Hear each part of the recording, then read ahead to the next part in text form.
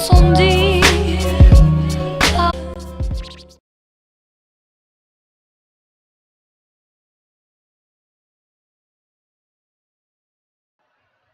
Alright guys, sorry about that. Little technical difficulties.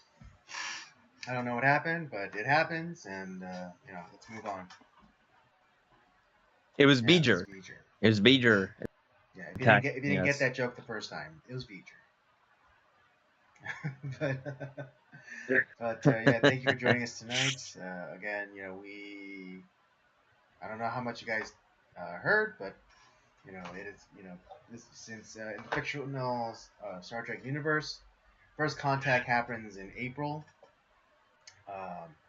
So we're this month. So this April, we're going to be celebrating the work of Gene Roddenberry, reviewing 2 of the TOS movies, and then 3 of the Next Gen movies. So if you, Is this our first time doing any Star Trek films, by the way? yeah, I think it is. Yeah, and Sweet. we'll be staying away from the Kelvin timeline. So don't you worry. Those are good films, though. I mean, by they're the way, entertaining for sure. I mean, do they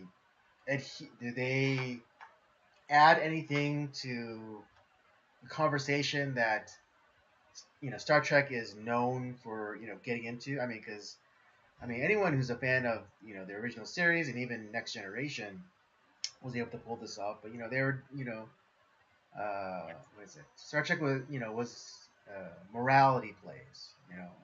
It was philosophy. It was and I would dare say that the Kelvin timeline is a void of a lot of that. I mean, save the third one is a Star Trek. It's a real Star Trek film, by the way. Of the 3 of the Kelvin timeline, the third one is the most Star if you want Trek. to talk about if you mean kind of in the sense of the villain of the week sort of format, then I would grant you that. But the only but I but the first Star Trek movie, I think, is the closest in terms of pondering the bigger question. Um, in that the Kelvin timeline is essentially an offshoot of the Prime, was what's known as the Prime timeline. And so it's a blink and you'll miss it conversation where they discuss everything when Nero's ship comes in and attacks the Kelvin, that becomes an entirely new universe. And what are the ethics of that? Where all of their lives were essentially altered for this new Because time of that, yeah. because of the actions of Nero. Yeah, you're right. It's like I said, they're good films. But yeah, if you're maybe a hardcore Trekkie, maybe not so much. But if you're just like maybe somewhat more of a casual fan, you're gonna like them. Right, and I mean, I that's not what we're talking about. do think that the J.J. Abrams Star Trek was for more the casual viewer.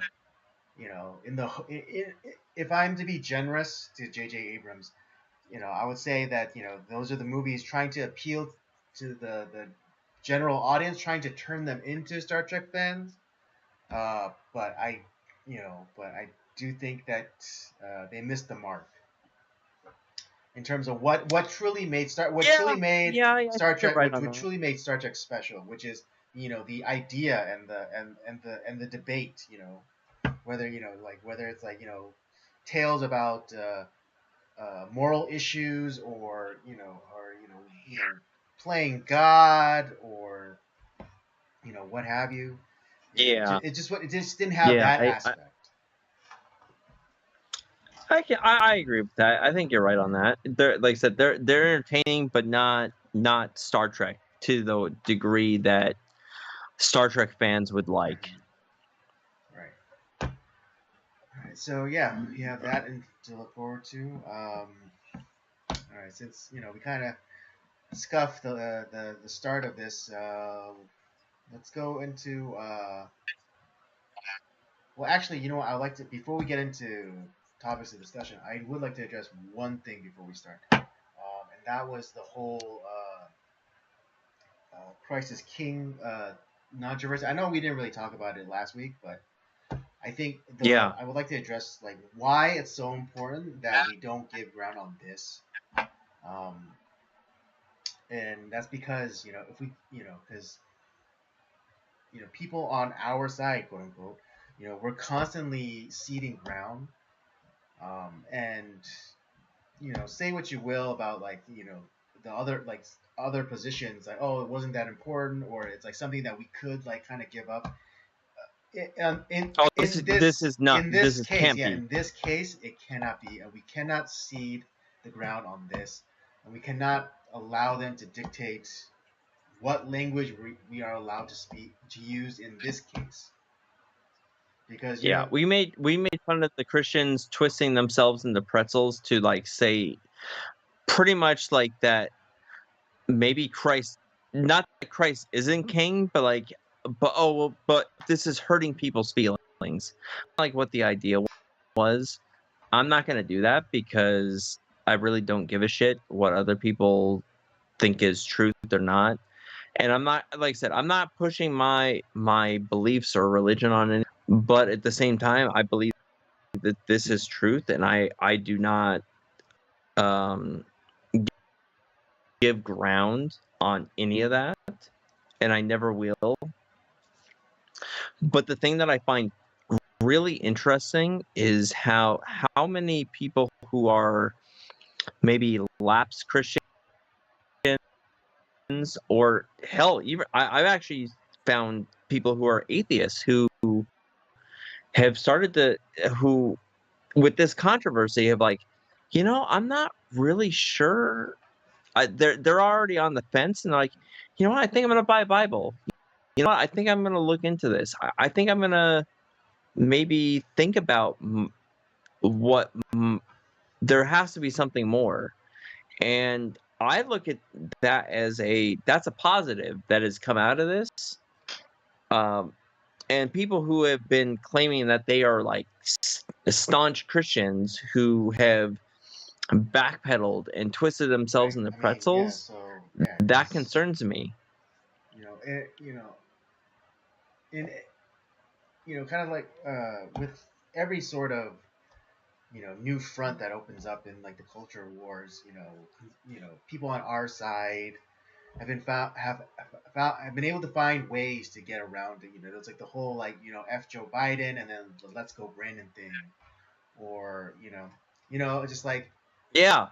so Exactly. you know our side has been able to find ways around the onerous speech policing. But in this one case, like this is particularly if you are a Christian, this is one area that you cannot see ground and let them be like, okay, let them have this one thing. It's like, no, all right, it is not anti-Semitic to say Christ is king. And I don't even care if someone says it like in a snide or condescending matter. All right, it's still not anti-Semitic. The words, I don't care what the intent is. The words themselves are not anti-Semitic. All right, because now we're getting into the realm of like, oh, I know what's in your Our heart, and God the is the way God. you said, Christ is king, you meant it as an anti-Semitic slur against, Jews. Like, no, you can't. No. You're like, you're So telling people that you know the true inner workings of someone's heart better than the person themselves. And you're saying that the words outside of context or intention, like, there is no difference, and it's like that's stupid.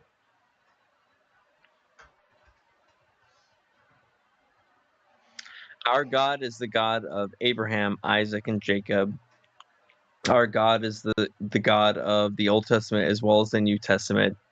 He is part of the Trinity that existed both in the Old Testament and New Testament.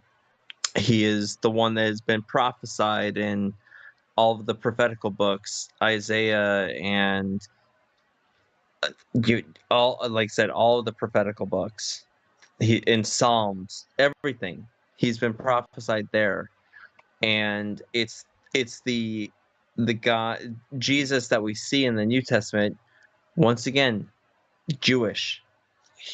So our God is, he is both God and man together. He is Jewish. So there's nothing anti-Semitic by saying like that Christ is our king. Okay? Like, and I'm not going to alter my words. I am not going to change my mind on that. And if Jews who are definitely more on the who refuse to, they want to think that every Christian is anti-Semitic, or based off of like some person who claims Christianity who is actually anti-Semitic, who actually rips out the Old Testament. It's like, well, we can throw that away. No, I'm not going to give ground to any of those people. And if I get crucified or sent to some sort of gulag for that, well, fuck those people. I don't give a damn about them. Right. And I mean, and I exist within biblical context, and if people can't understand that, then yeah, I and don't give a damn. like and those Christians, so called, who are bending over backwards to to make it sound like that oh those Christians are different from us, the good Christians that are that give money to Israel and blah blah blah blah blah. Like, yeah, that doesn't, yeah, whatever, fuck, forget that I don't noise, give all two right. fucks about Israel. And I mean, yeah, and I'm like, and I'm particularly, I'm particularly annoyed with like Andrew Clavin because, he was like him supposedly, a messianic Jew, who's converted to Yeah, exactly. Christianity, and then starts espousing like this universalism and like dispensationalism for like oh maybe Ben Shapiro is serving God and like that, or serving Jesus, and he's not, doesn't even know yet. So but and then when he dies, he'll be at St. Peter's, and Jesus will welcome him saying, "Oh, good and faithful servant." It's like, no, that's not how it works. That's That's not not how how it it works. works at all. All right. I mean, like we said, Like I said, you're spinning. like I, People who claim Christianity are spinning themselves into pretzels to because of Jews, which doesn't make any goddamn sense. That's not what Paul never did that. None of the Yeah, I apostles ever mean, did okay, that. not yeah, 'cause it's a very good point that someone made. But it's like, if you think that the nation state of Israel today are the same, like genetically, to the people of the first century, then no, No. you can't. No, that's not possible. All right. And that, and like, and just like the rationale that I can come up, when we talked about illegal immigration, there's no such thing as illegal immigration or illegal aliens in heaven. All right, there's only one way Nope. through the Father, and yeah, we We talked about talked this, about that. Nope. and we made it There's no. clear that there is no such thing as illegal immigration into heaven. So it's like this idea that like, I mean, because he's the most prominent like figure. Ben Shapiro can be on the side of the angels and doing God's work, and Ben is in the place that he ought to be, and then when he dies, he arrives in heaven, and Jesus says, "Welcome, good and faithful servant." That's not. It doesn't work that way. All right. Jesus was very explicit in the Yeah. Gospels that he is the only way to the Father. All right. And anyone who does not come, Yeah, and anyone it's who thinks that their good works or their piety will get them to heaven are working in vain. not like it's not like Moses or Right? Solomon or Yeah. Before they David had Jesus. or any of the or Abraham, any of like the pre New Testament believers. It's not that who will be there. Don't get me wrong; those guys are going to be there. Well, I mean, I don't know And about you, Rob, but are you under the category of Christ's sacrifice, like kind of like what is it, like reverse coverage. So I am a what would be known as a Okay. dispensationalist, and that there the idea. So there's two different types of thoughts here. There's covenant theology and there is Okay. dispensationalists.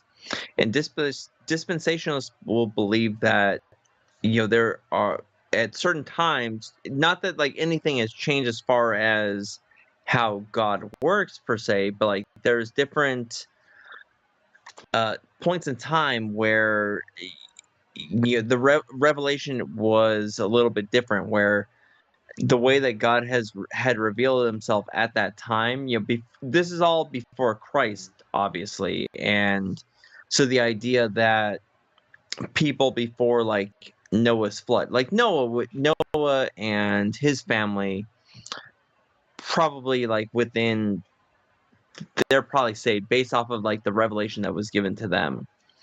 Then you have like Moses and like the people that believed in like what Moses believed, same idea, and so on and so forth. So those people, to a degree, are based off of the revelation that was given to them. They believed in what God was telling them. So they are believers in a okay. sense. That it's not just Christ's sacrifice that require because otherwise, like, no one before that would be saved. They're all dead. But yet we look at like Moses and Abraham and all these people as these saints in the Christian community. That So you're telling us that we are admiring people who are just, they're going to hell, that they're doomed? No, I don't believe that at all. Right. Okay. Yeah. So that's what that and that is what dispensationalists believe, that no, these people do they, based off of like the revelation that was given to them at that time. And there was the way that certain parts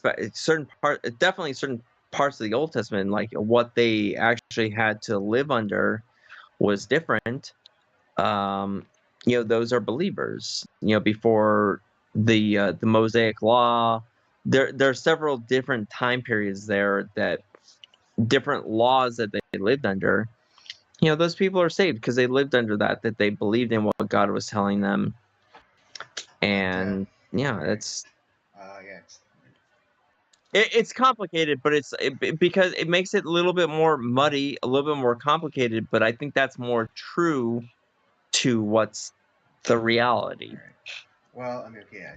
Just to put a you know bow on it.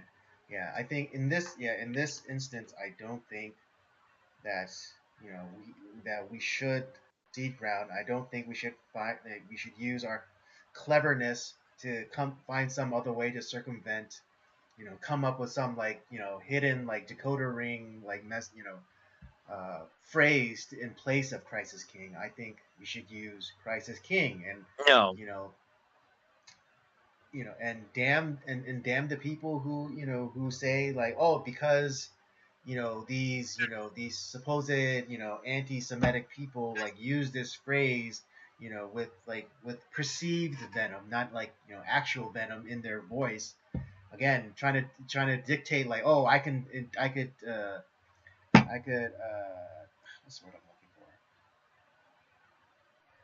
I don't care about those people. I Where I don't give can a where I damn can what they discern where I say. can discern intentionality. Saying I could look into someone's heart and know what they mean by that. I reject that completely, totally. All right, and I call I would call all believing Christians to not cede this ground and again to reaffirm that Christ is King. Yeah, never see that ground. Um, you know, Declare it to the heavens. It's because it's true. Just don't ever give up on that. Believe it. Um, and if what I encourage is that because this is a time period where I'm seeing people who are lapsed Christians and people who are closer to being atheists than anything else. They're starting to see like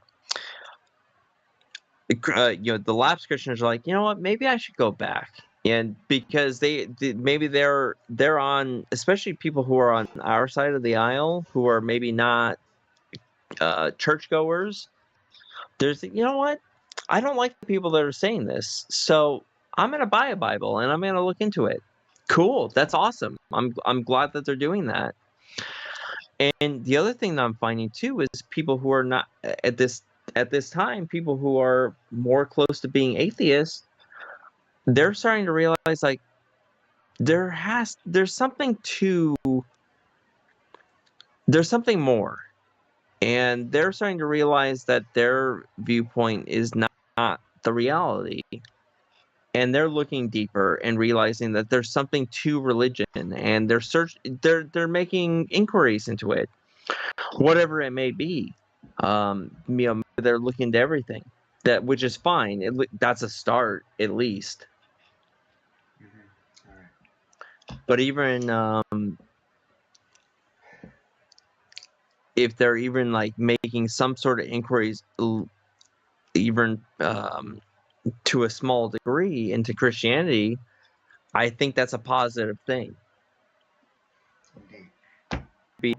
Be thankful and praising that and hoping that they find their way towards Christ.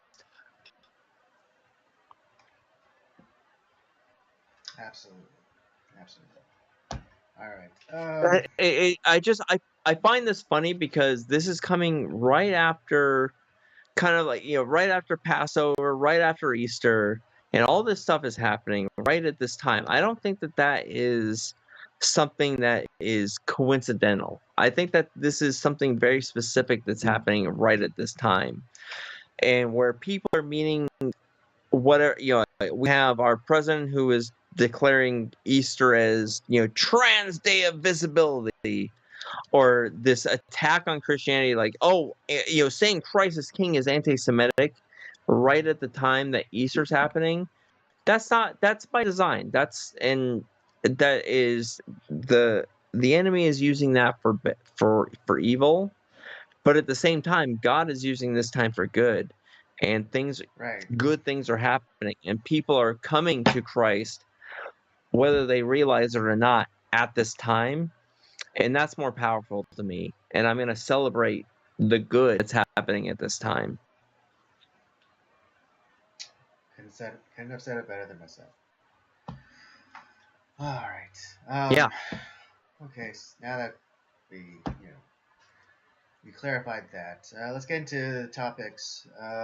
Let's start with the Baltimore Bridge incident. Baltimore Bridge is falling down. It fell down. What the fuck is going on in Baltimore? Lovely rendition. Yeah, but for those of you, what the fuck for those of you is who've been under a going on rock over for there? the last couple of weeks, there was an incident in Baltimore where a shipping freighter rammed into one of the supporting one of the supporting pylons of the Francis Scott Key Bridge, causing it to collapse. The video of the video of the angle, most prominent angle, shows that the ship like loses power sporadically before it finally careens into the pylon.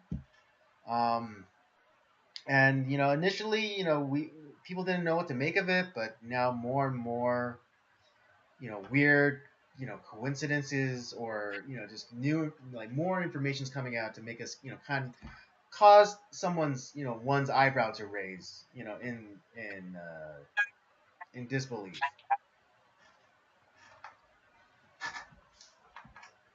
I still don't know what to make of it. What do you think, myself, Andy? yes, don't have a proper grasp of of the situation either. I mean, I like a really good point that someone made was that, or like one of the reasons why the ship could have careened into the pylon was that um, when the ship was sporadically losing power, is that maybe they turned the wheel and that the because the wheel is still partly mechanical, that when the wheel was in that position, the command was still stored in the buffer or something, and then when the power came back on, it executed that course adjustment, which then caused the ship to go towards that direction. Um, some people have speculated that it was a cyber attack because of the nature of which the ships radically lost power. Which might be Right. Yeah. and then of course, one of the more prominent uh, theories is due to DEI, because the company on their Yeah. the company that owns and runs the cargo ship, put on That's their main their like websites like, their oh main yeah, goal. we're all about diversity, equity, inclusion in this company. So yeah, so we're gonna have retards and cripples aboard our ships. And black lesbian feminists Right. or whatever the fuck, Black black and honestly, black non-binary I'm probably in. lesbians. I think it's a Black mixture of all of non-binary this lesbians, shit. Robert. Get it straight.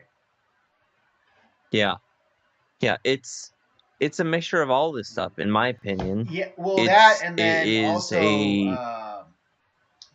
poor maintenance of the bridge itself. That's all. Yeah, So yeah, so you that's can, also a thing. it, Like I said, it's a yeah, mixture of all this yeah. stuff It's a bit of a perfect storm. because it just was this like an attack on America? No, but in a sense, it's an attack from within, from stupid, dumbass policies that don't need to Mm-hmm. be there. It's I understand, like, you wanna make it look like you're trying to hire people from all different lifestyles and whatever. But the problem is that, like, that doesn't mean that those are the best people. Hire the best people. You can be colorblind. Hire the people that Right. you think are going to be best. If A non-binary, trans, lesbian, amputee be a good boat pilot? Sure. Yes. Yes. here Okay. Yes. here's yeah But only if they're the best. here's what needs to happen. If it goes down to the resume, right? And if you're just going based off the resume, there has to be something to, because I think, like, sometimes, like, the look, it does play for. It's like, oh well, this person looks weird. I don't necessarily want them, which I understand. But maybe that person is a good person, or maybe they don't interview well. We got to find maybe a way to figure that out. But at the same time, the answer isn't just like, well, uh, because it looks like we're only hiring like this type of people. Well, maybe this type of people are the right people for the job, and we didn't seem to have all these problems, even fucking 15 years ago. But now all of a sudden, like, we're having all these issues. Like, look at all the damn planes fucking falling out of the ground because of bad maintenance or bad pilots, or or in this case, like, bad ship captains, or at least navigators who are just like, oh fuck, everything's going wrong, right into the fucking bridge, broken. And same thing with the bridge, like, not being properly maintained. Well, Baltimore sucks as a town. It has been corrupt forever, and the fact is that the whole town of Baltimore that is a DEI central hiring zone or voting zone. So they're the fact is they probably could give two fucks about road and bridge maintenance. That money is going to some other bullshit problem that doesn't Yeah. exist Hey, in and you know what, Baltimore I or in the remember, United States I remember this in general. television program that was highlighting the crumbling infrastructure, in this country, and I mean, and guess what? It came out during the Obama administration, and I'm sure there was some carryover. There was some Yeah. carryover from the Bush administration, but I mean, just that. But that's just Look the at our high. But fucking that's just roads the and highlight. But look that at is our just roads the now in highlight LA. that how far back the neglect has gone. Like if they're reporting about it in the Obama Yeah. administration, then it was likely an issue for them in the Bush administration. So I'm not saying that, oh, like, I'm laying this all on Obama, but I'm just trying to give a context for the time frame in which, like, how long, like, crumbling infrastructure has been a thing. Look at our Yeah, roads right now Rob, you of in all LA. people should this firsthand. With the potholes and stuff. It's fucking terrible. Dude, like I'm having to like I am doing this all over the goddamn road right now because of the goddamn potholes that exist in the valley. It's Yeah, I mean, same with ridiculous. me. Like, because on certain roads, I drive down them enough where I know where to swerve my car. Yeah, because of the And those poor are just going to maintenance. get bigger and bigger Yeah, and bigger and bigger. I mean, there's one intersection where, like, the the asphalt is, like, completely warped to, like, the point where it's like it looks like a tiny, like, mountain ridge. Yeah. And it's like are we going to do anything about this ever? You never Never know. know. But that's yeah, it's a mix.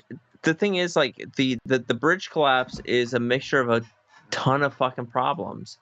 Is it a cyber attack? Maybe. Is it a um is it a or terrorism attack? I don't know, maybe. Is it a mix? Is it DEI? Is it just a mixture of people who don't give a shit about, like, how things go? Yeah, probably. I don't know anymore. And there's a lot of compelling different ideas about what's going on, but to be honest, it's probably a mixture of everything. It's probably a mixture of all that shit. Yeah, yeah, so it's complex, but it's not one specific thing. It could be, it's And the contributory. fact It's is people contributory. died because of this. And Yeah, people died because of this, or at least are missing, yeah. I remember but they're when I probably first dead. saw the video of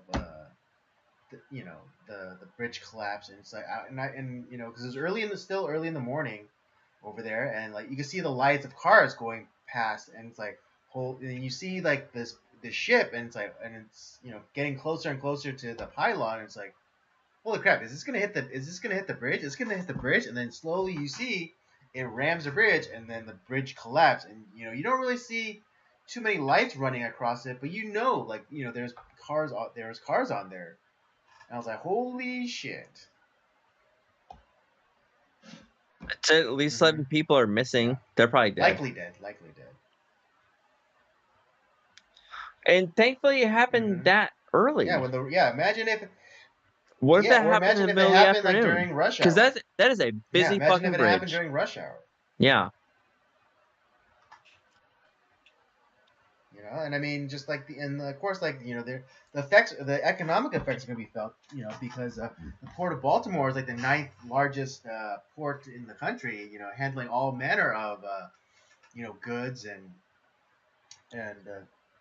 Dude, that is gonna fuck up the city for a long time. And it's already like, a city that is a yeah. that city is fucked up. I mean, just watch The Wire and like you'll get an That's right. idea of That's like right. how bad that city is. And that's not even like that is Right. Yeah. scratching the surface Because of how bad like, that city for is. the show, they watered down a lot of stuff. Um, I mean, what? No, wait. That was DC. Yeah. But yeah, because I was thinking about the mayor that got caught in a drug raid, but that was DC. Oh yeah, what was it? Shit. What the fuck was It his kind of name? Because Chris Rock had a great bit on him. It's like smoke crack and got his job back. Marion Bear. Yeah, Marion Barry. that's right, Marion Barry. Yeah, mayor of DC, Yeah, who got Marion caught in Barry. a drug sting, went went to prison and then got reelected mayor. So honestly, Yeah, that was they DC, but owe. And Washington D.C. is essentially like it's essentially as close to yeah, Baltimore as you can get. Like I mean, it's right. pretty fucking close. Smoke crack got his job back. That whole region, it needs to be Mhm. flushed out and start. Yeah, Yeah, they need to just start over. yeah, but it's like that before, like they at least try to cover up their crimes or their dirty dealings, but now they're just like so brazen about it. I mean, what is it? There's like this. I think it was in Illinois, uh, but there was like this one lady who who's mayor, but she was like basically like stealing money from the city and like using cops as her personal bodyguard. They're trying to pass laws to make it so like that if another mayor got into the office, then they would have to take a pay cut. But if she got elected, then like she would get a raise.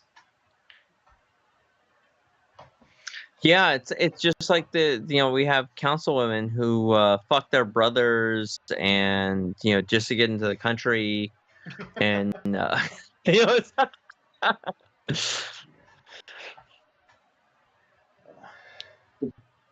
Yeah, it's just yeah. So yeah. So I think yes. I Ah, think it's safe to say that we here on Nocturnal I'm sorry. Transmissions we don't I had to prescribe do it. one cause for the disaster. We it's the stone. We are the theory of like the stone soup. Every little things here and there contributed to the disaster. It's a bunch of little things that stack up to Mhm. make a big problem, and that's what happened here. That's how that's how I see it. At least until I Right. The see more yeah, something so different, until we get some that's more compelling how evidence, all we'll have is like this one pretty decent theory. I think that's a pretty good theory so far. Agreed. So,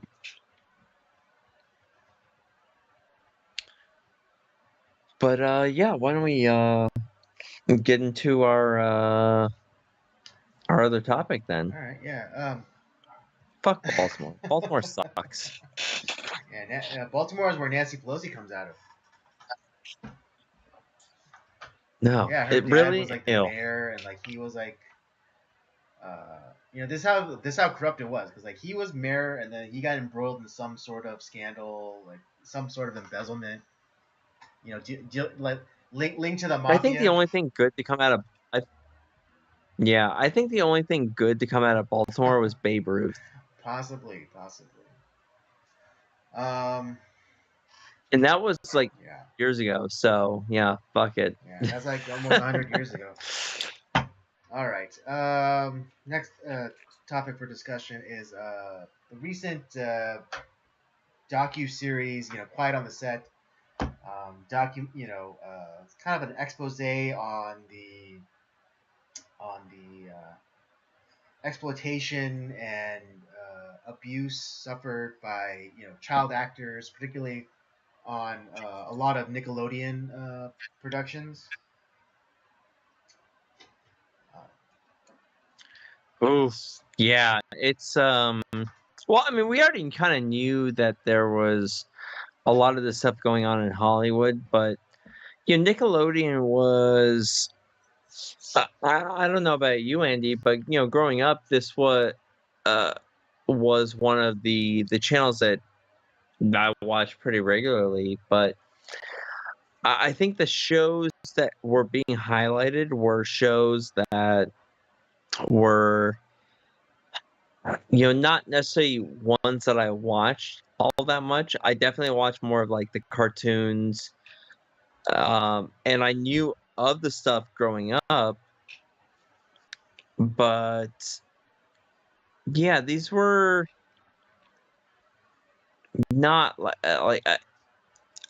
it doesn't surprise me that this stuff was happening, but it was not something that I was thinking about. Because even back in our day, like we weren't watching those shows. We were watching like Hey Dude or Salute Your Shorts, which I don't know if that stuff was happening back then. Right. Well, I mean, Um, the to probably some degree, yes, but I mean, yeah, like you and like well, probably you were on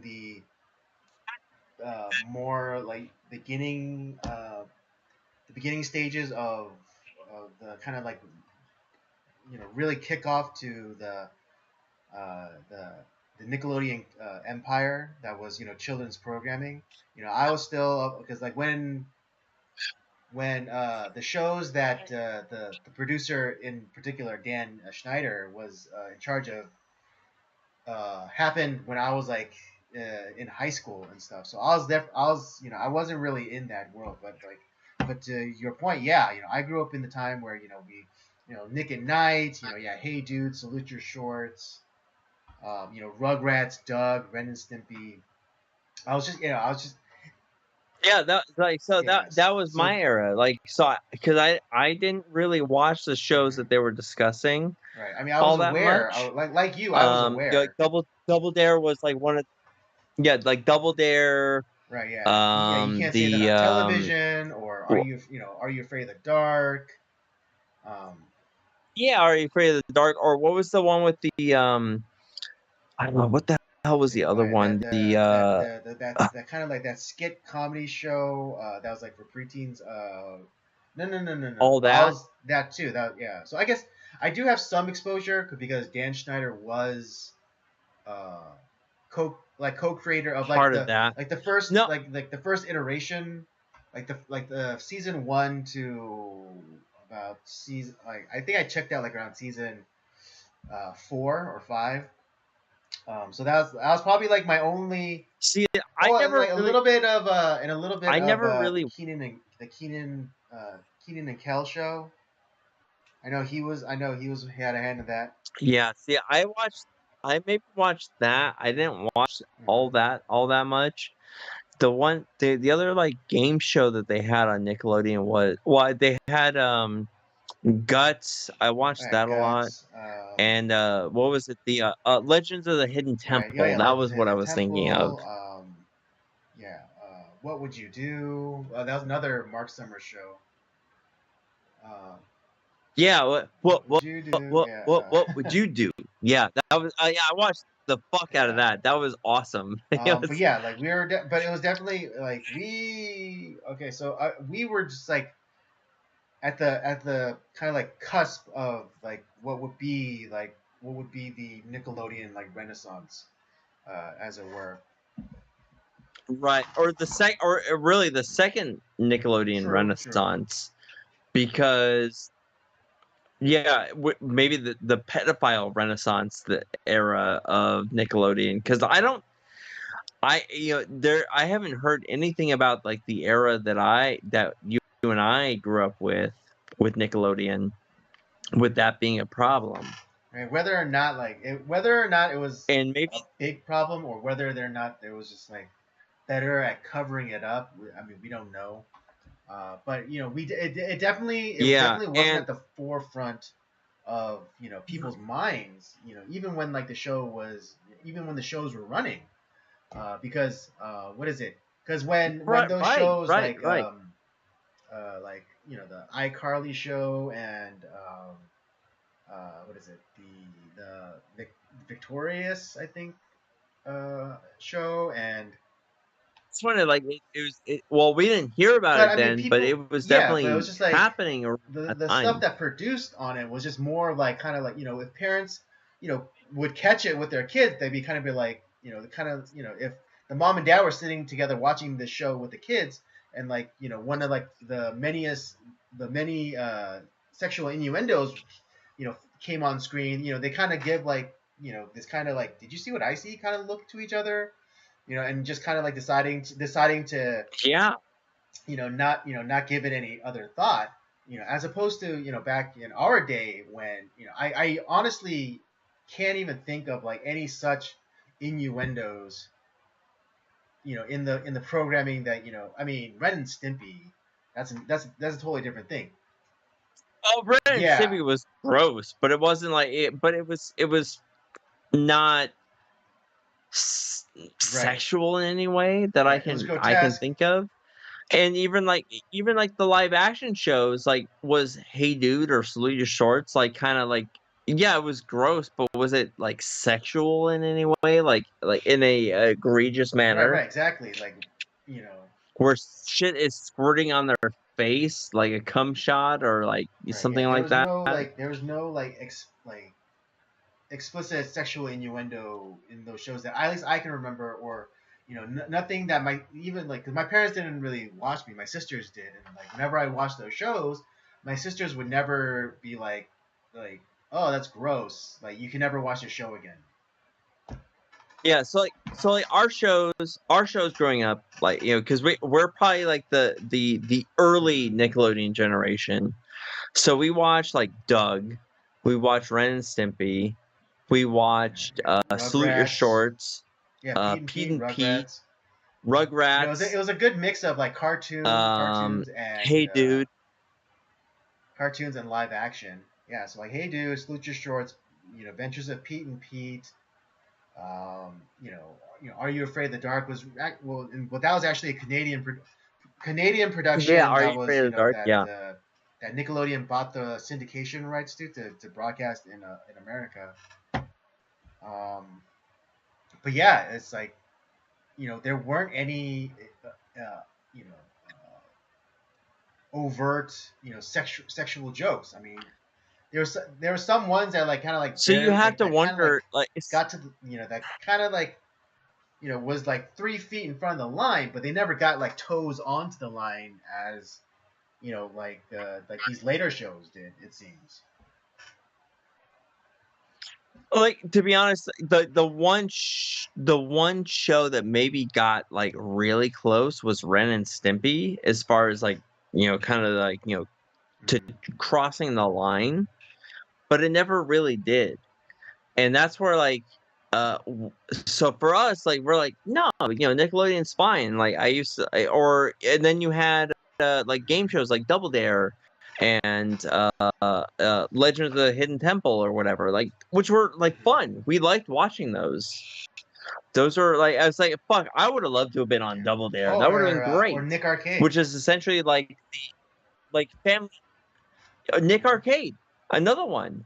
It's like those are like shows I would love to have been on. Double Dare would have been. It's like the Family Feud, but like with like Mm-hmm. slime Yeah. and grossness at the end. It's cool. Hell, they made a fucking NES game Oh, out they of Double did. Dare. Out of all the games, yeah, they did.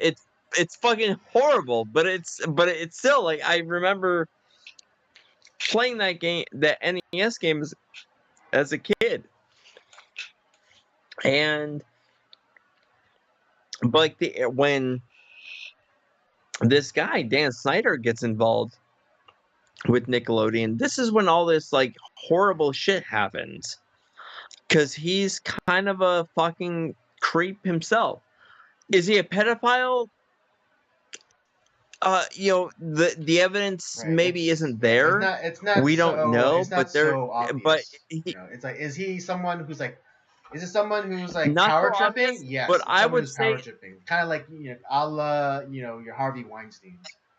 Um, what I did not like about the whole docuseries is because oh well he was so bad to the women on the adult women, and like he was such he was this way, and like, oh, to be honest, I don't fucking care about is that bad? Yes. yeah. I mean, like, I'm yeah, not like I'm not saying that the their experience constant. was bad or what they experienced is not a bad thing, because it is.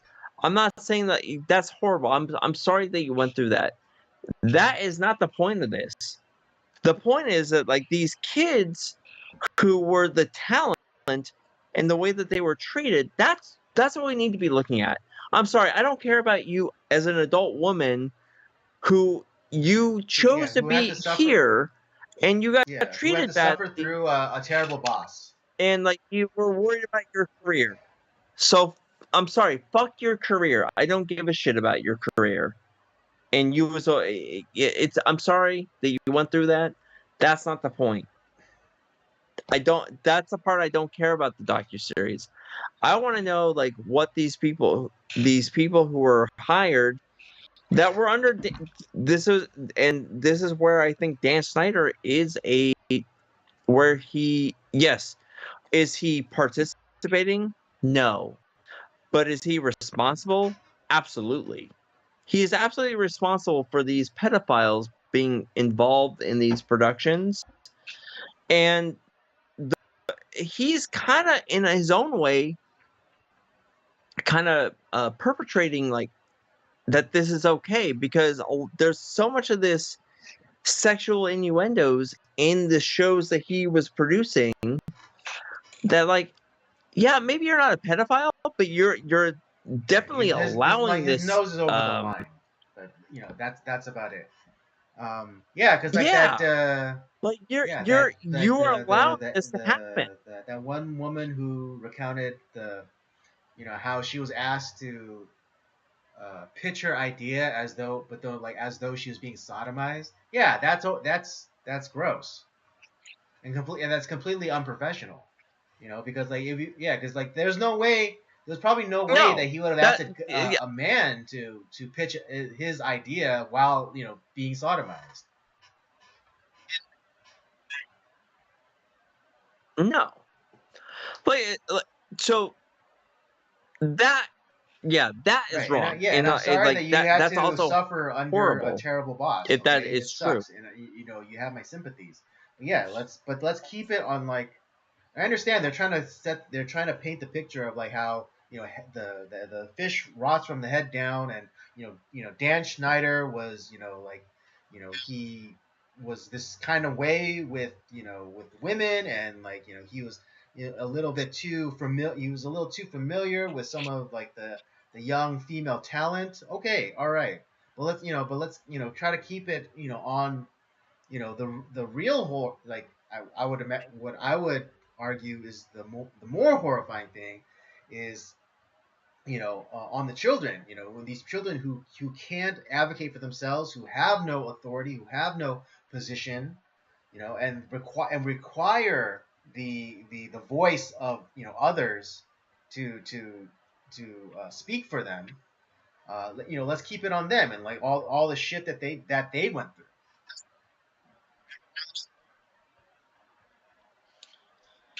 And we to a obviously to a degree we definitely get that in this docu-series with a lot of the kids who were Mm-hmm. treated very poorly maybe on a definitely like one of the black kids was treated so poorly and to be honest it's because his mom Yeah, was like yeah, no we're because I not know it's really I don't sad. like It's really this and right. because she was protecting her son. It's not because here's the thing. It's not because the kid was black. It's because her mom was speaking out against some of the bullshit that was. I was like, no, I'm not gonna have my son dress up in a cock costume for God's sakes. Like Right. this is Yeah, it's wrong. Like what the yeah. fuck are you So doing? And so he got let go, and he got treated badly because his mom was protecting him. That was the reason why he got treated badly by the producers right. of this Yeah, it's show. because his And mom was but doing it's her job, but and she was you know and the regulation stipulated that a guardian or a parent or some sort of advocate on behalf of the child was allowed to be on set. And then the mom saw what was happening and she spoke up. Rightfully so. Like she had every right to be like, "Hey, you cannot do that. Yeah, you cannot do this to my I'm son." so happy she did that. And because like she was doing what she's supposed to be doing and looking out for her son, it killed his career. And and I mean and it's put like some resentment into him, and like I think I know who you're talking about, and like he's now in, or he was in therapy trying to resolve like these issues, like the resentment that he probably felt for his mom for getting him fired from a TV show, which was helping his family get out of poverty, if not poverty, if Hood, not as he the was saying. Yeah. lower income status.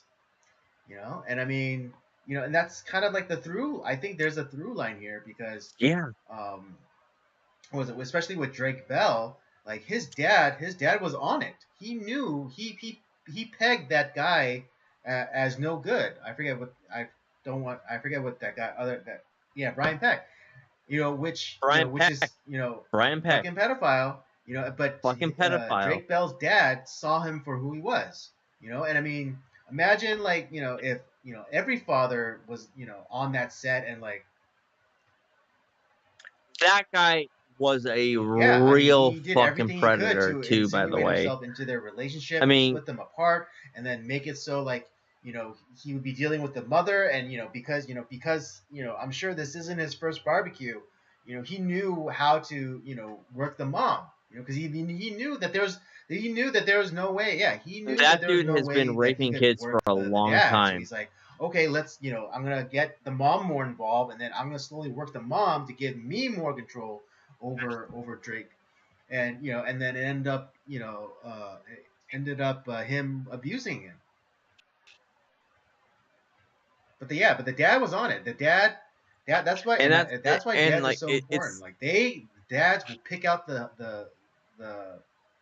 pick out the predators always. The dads will always pick out the predators,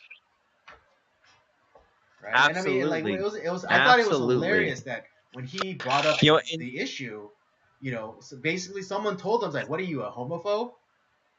And it's like, and if I was the father, I'd have been yeah, like, when it comes to my son, fuck yeah.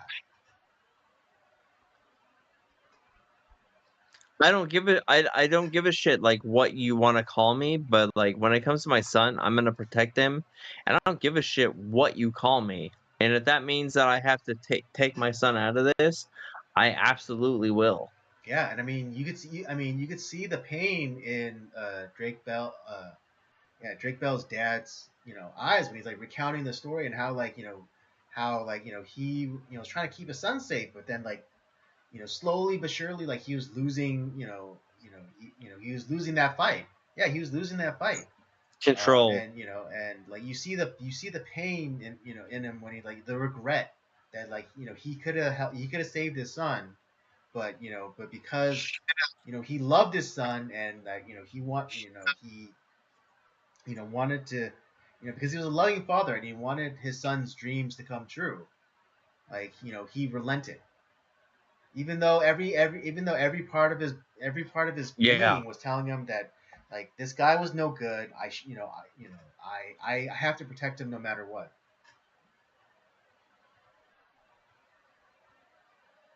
yeah. And he's like, and when he ended up giving up control to his mom, is like, listen, I'm not gonna fight this, but when it comes to this guy, there's something. Do not let our son be alone with this person, because he's something bad is gonna happen. And she chose to be negligent and allow it. Oh well, it makes sense. Like he's such a nice person. Blah blah blah. And that's where like mom maybe like I'm not saying all moms.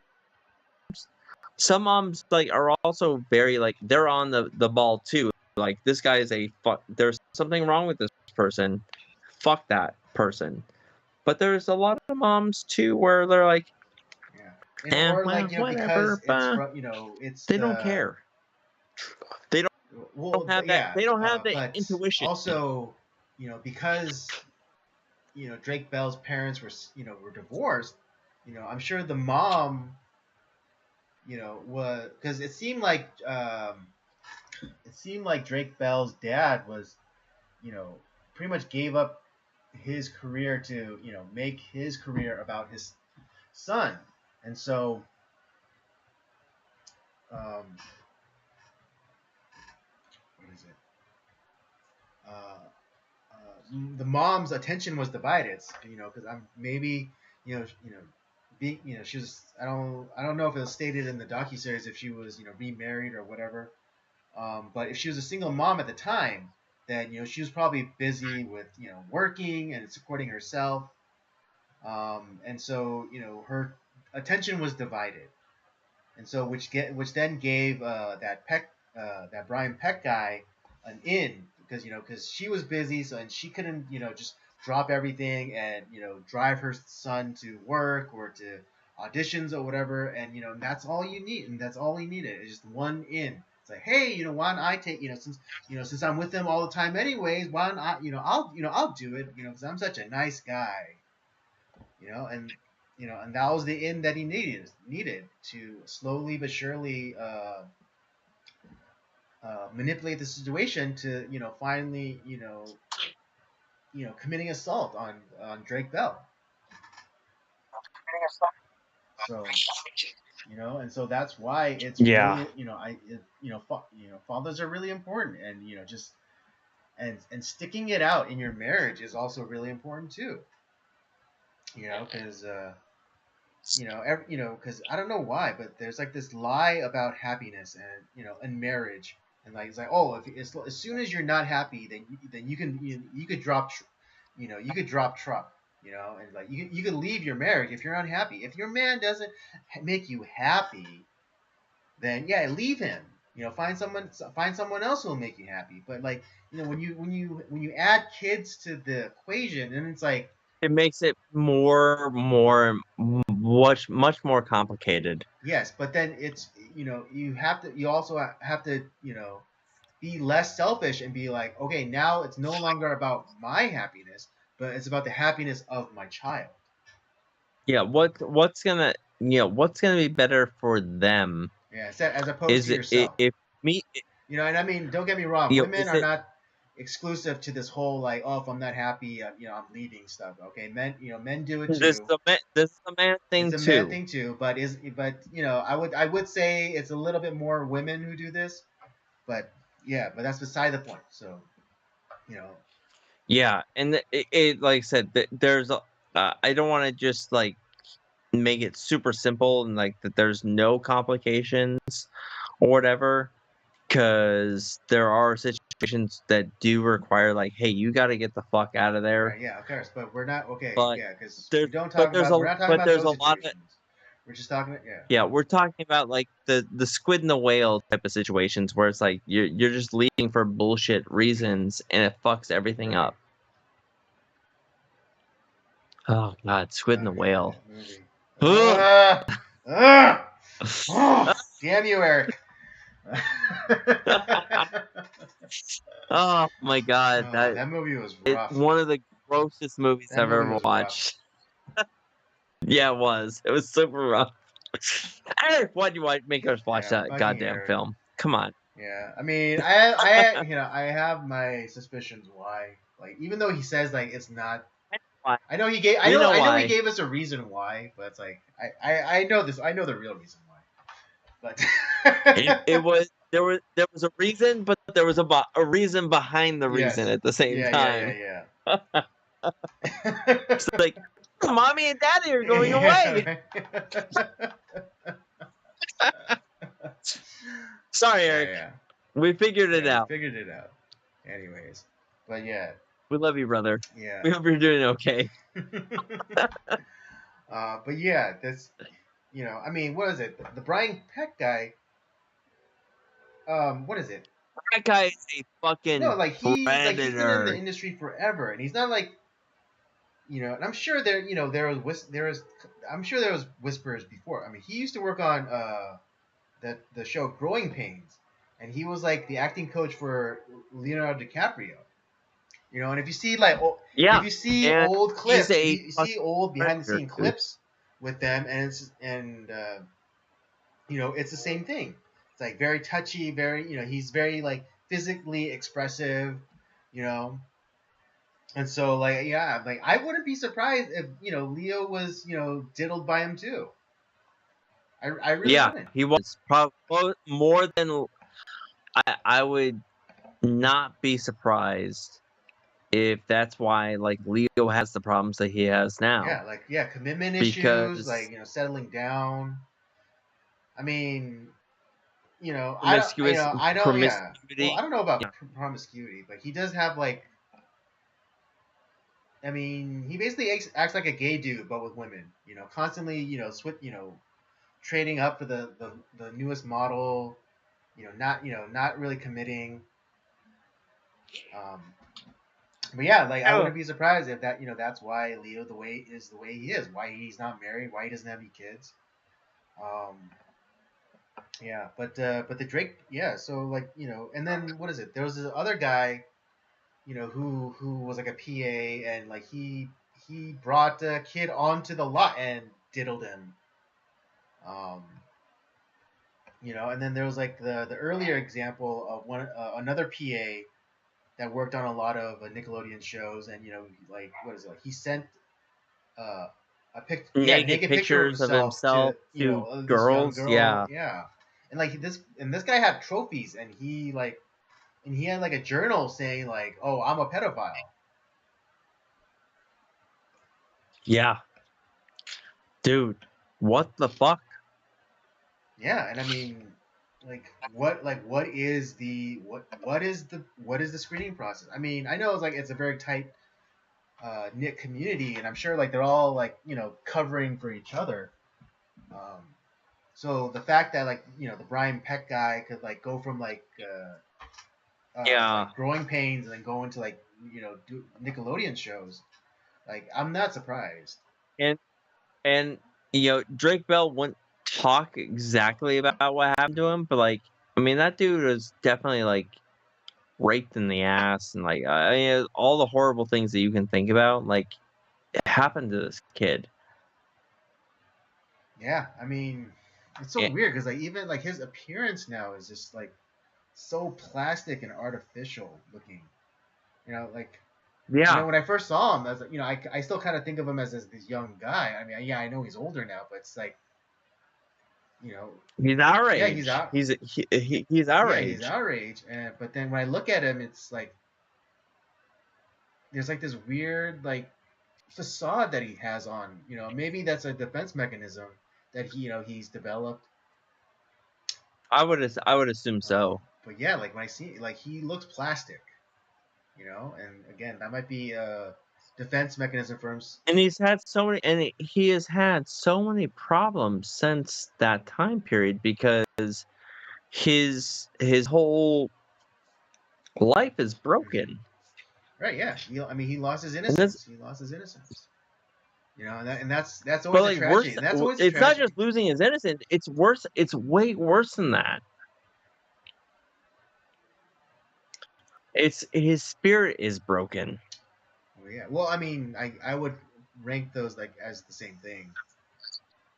Yeah, but it's just like it just he is so broken to the point where like he can't I don't know if he would become I wouldn't say he'd be a predator himself, but well, I mean, it's again, not, okay. Sympathy, sympathy, sympathy, sympathy. But there was that incident. The docuseries does recount him having a back and forth with a underage girl. I'm not saying that he did. I'm sure it's stated that he never did anything with her, but it's the first steps. You know, and I hope and I hope but and I hope and I hope and I hope that as of right now he hasn't done right, that. and So I hope that he's gone into therapy and like working out his issues and like and finding a way to process all this. Because I mean yeah. what is it? Because we constantly see the pattern. And these predators are like vampires. Like how do you get more pedophiles? You create them. Yeah. And I really hope to use a metaphor for Blade. I hope he got the antiviral. in him, and he gets cured. But if he's not, you better be ready with society better be ready with that stake. That's all I'm gonna say. Exactly. To use the parlance of Blade, I hope he got the cure, but if not, then be ready with that stake. Yeah. Dude, I really hope he doesn't become what Peck became to all those kids, because that is, like I said, it is a like a Dracula type thing where you turn these people in, you turn these kids into predators themselves. They become victims who become predators, who make More more victims who become victims who more become predators. Yeah, predators. it's the Yeah, vampire it's analogy. really fucked up. Because how many times have we heard about these like predator slash serial killers who were abused and like raped as kids, who end up doing the same fucking things Yeah. to the next Right, and generation? I mean, yeah, because I'm sure that Brian Peck guy, he wasn't born a monster, but someone created Brian Peck. Yeah, exactly. So he was probably like, to a horrible degree. If we look into his, actual Mm-hmm. history, it's probably something horrible as well. We feel sorry for it, but like not everyone who suffers that becomes a monster. Right, exactly. Some So people. you're still liable for like what you have Mhm. done. You're a fucking freak, and you deserve to. Honestly, like as far as I'm concerned, you deserve to be at the electric chair at that point because there's no fixing you. Let's cut all. Honestly, like we should fry every child molester at the electric chair or whatever to make sure that this doesn't happen ever Right, and I mean again. it's crazy that he only served what, like 16 months, and then was able to get onto another show shortly thereafter. He served no fucking time. Oh yeah, he was sentenced. He was sentenced to 16. He was Yeah, sentenced, but 16 like months, to but like a fucking wrist yeah, slap, but then like yeah, time but yeah, served. time served, and then Because all the bullshit letters that like people lied about him. Oh, he's not. No, he's fine. He's a good person. Blah blah blah. And here's what I'm thinking about that is that I think that there was a lot of people who wrote letters who were lied to about well, I this mean, person, yeah, saying like, "Oh, he's it's fine." expressly stated in the docu series that a lot of these people wrote the letters prior to being informed of like the full context. Like what is it? One of the Growing Pains stars, the mom, the lady that played the mom. She later came out saying like, oh, if I knew the circumstances, or if I knew the full story of what happened, I wouldn't have written that letter. And I'm sure that's what happened to a lot of There's a lot of people who I think were under yeah, like people like that yeah, guise. people that like names that we recognize, like Will Friedle, uh, Ryder Strong from both from Boy Meets Yeah, World, James Marsden, Alan Thicke. yeah. Um, I think they would have changed their minds about that. It's like I wouldn't have written that had I known what this guy was actually capable of, or had I been told the truth. right. So I mean, yeah, as bad as a Because you look at those, if you look at those guys, there's nothing within. They have no connection with sort of like pedophilia or anything like that. They would have never like backed that guy. right, yeah. I mean, so yeah, I'm willing to like suspend outrage until new evidence. You know, so Yeah, exactly. That's where I'm at too. Like it's that's where like it seems very I'm more willing to buy that those people were lied to and told like, hey, would you be willing to like help out a guy? And it's really nothing.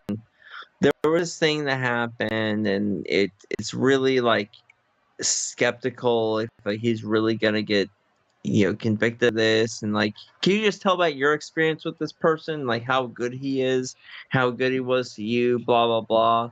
And I'm sure, yeah, absolutely, no problem. Right. Or maybe they didn't even tell him exactly. They didn't tell those people exactly like what Yeah. this Well, guy I was mean, being what is it? convicted of. The It was just more of Yeah, like there was some sort. one of the letters that was recounted, the person who wrote it was essentially victim blaming, like saying like, oh, if Brian did this, then he must have been like under incredible strain and temptation Tempted. And that's where I'm like thinking like, was it like, were they saying something different about like what the actual accusation was? Like, oh, it was a sexual assault. That was it. And but it was more of like, oh, he Oh yeah, was like, yeah. there was this It's kind of thing like the like same he thing went. like when back in the day when a girl gets assaulted. It's like, oh well, what was she wearing? It's like, oh, was he making eyes at Brian? Oh, was he being like was he being touchy flirty with him? No, but here's the thing: is that I don't think I have a feeling they weren't using that like kids were involved. No, no, I think that they were thinking that it was somebody like it was another well, they kept saying, oh, he's a gay man. Oh, so there was another no, guy that exactly, was involved. That's another what they were probably guy. saying in the But it like, but and he was like, the way that this one person wrote the letter, like they obviously knew that there was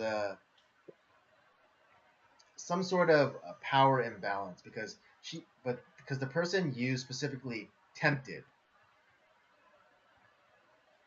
oh, so here's what I'm thinking, like he's a producer. It was an actor that was involved.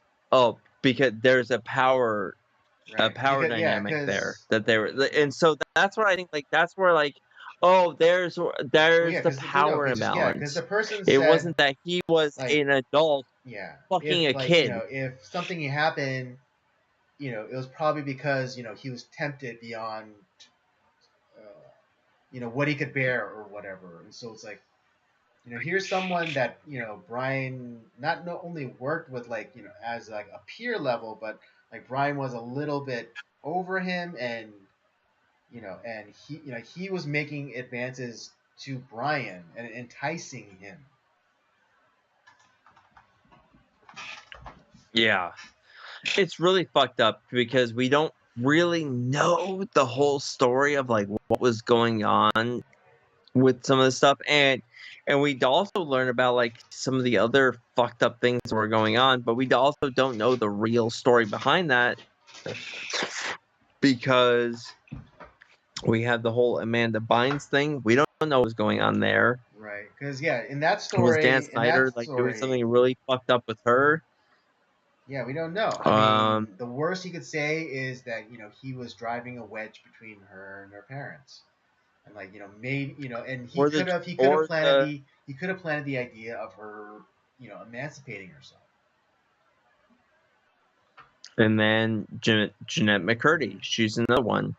What the fuck was going on there? Because clearly something was. Right. So Dan Snyder is definitely not innocent in all of this. I can't say that he's a pedophile, but there's clearly something going on there. Yeah. I mean, what? Uh, but then we also have the actual pedophiles that we can confirm that were there, that did Yeah. shit. I mean, all for And in the case of as far as Dan Snyder is concerned, like he yeah, there's nothing can be proven that he is a pedophile, but he reeks of like the overweight guy who gets power and like starts abusing his power. yeah, You know. I'll show them. Yeah, yeah. Like, I have the power now, so I'm, like, they wouldn't touch me with a 10-foot pole. Now I'm gonna make them like give me massages. Yeah. You know, He's a fucking weirdo. yeah, he's a weirdo. But like, yeah, it's just kind of Yeah, I don't. and I didn't know that he was on that TV. I used to watch it, Head of the Class. Yes, I know. I forgot about that. I didn't realize that either. I was like, oh shit, that's him. Yeah. Oh my god. Because that was a show I used to watch too. Yeah, which is funny too, because that show dealt with like these kind of misfit characters in a high school, and so Yeah. yeah, so it just seems like Dan Snyder. Yeah, I don't know. I'm not gonna say that he was a pedophile, but like he was definitely power tripping. It's like Absolutely. like when kind of like an average chick becomes really hot, and then she like understands like the power that she has, and just starts acting like a bitch. Yep. Same thing. Same thing. It is the same thing. So yeah. But yeah, it's on HBO Max right now. It is, if you are squeamish or you don't like this type of stuff, don't watch it. But if you are curious of what was going on in the early 2000s, especially like on kids television, check out Quiet on Set, because it's interesting. It's fucked up, but it's interesting. Indeed. All right. Oh, yeah. All right. Now that Gross. that unpleasantness is done, let's have Let's let's have a let's nice cleanse the palate. let's have a palate cleanser and get into our movie review. And again, to remind you, tonight we'll be reviewing Star Trek: The Motion Pictures from 1979, starring, of course, the original Trinity. William Shatner, Leonard Nimoy, and DeForest Kelley, as well as the other cast members of TOS.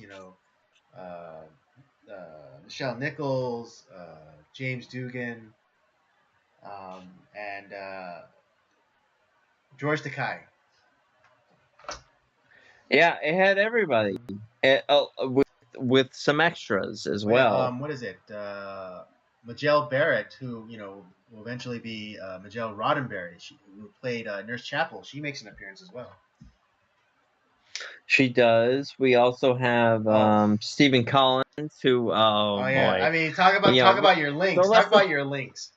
But speaking of, for those of you who don't remember, Stephen Collins, he was he was an actor. He had he Seventh yeah. Heaven. I mean, he did I mean, along with Star Trek: The Motion Picture, he was in my favorite Richard Pryor movie, Brewster's Million. That's right.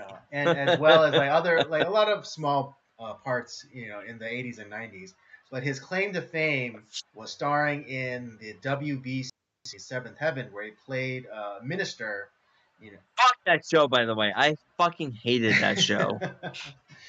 Where he played a minister, Bullshit.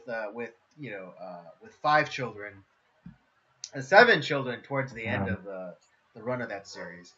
But that was so far from Christianity as could fucking possibly be. Right, but that was like kind of like that was like the highlight show of WB. Like, oh, it's a super like conservative Christian show. It's so good.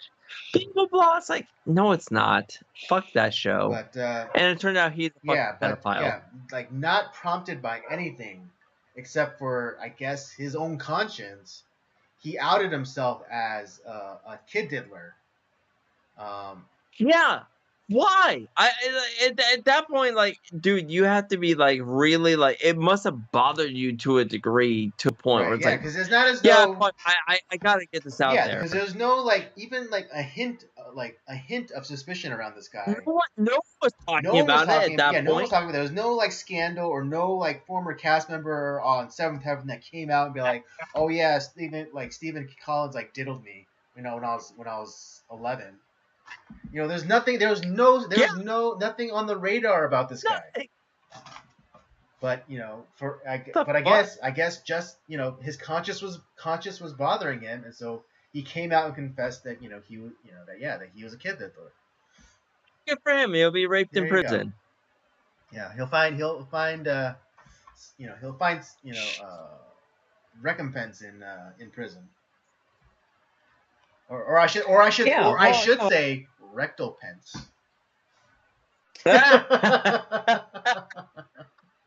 But But we'll talk about him nicely in this film because he is actually very good in yes, this he's film. actually very good.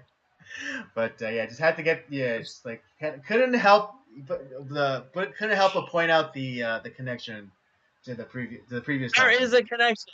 It's so funny that we're talking about both those Yeah. things in the same day. All right. But here, that's how it works. All right, let me hit everyone with the synopsis and we'll get going. Yes. The synopsis for Star Trek: The Motion Picture. Federation calls on Admiral James T. Kirk and the crew of the Starship Enterprise to contain an immense Nimbus object that's on a crash course with Earth. After investigating, the crew discovers that the alien cloud harbors artificial intelligence with an ominous primary directive. The crisis strikes when a probe dispatched by the energy cloud attacks the crew, abducting navigator Lieutenant Isla. An android lookalike containing her memory shows up soon after.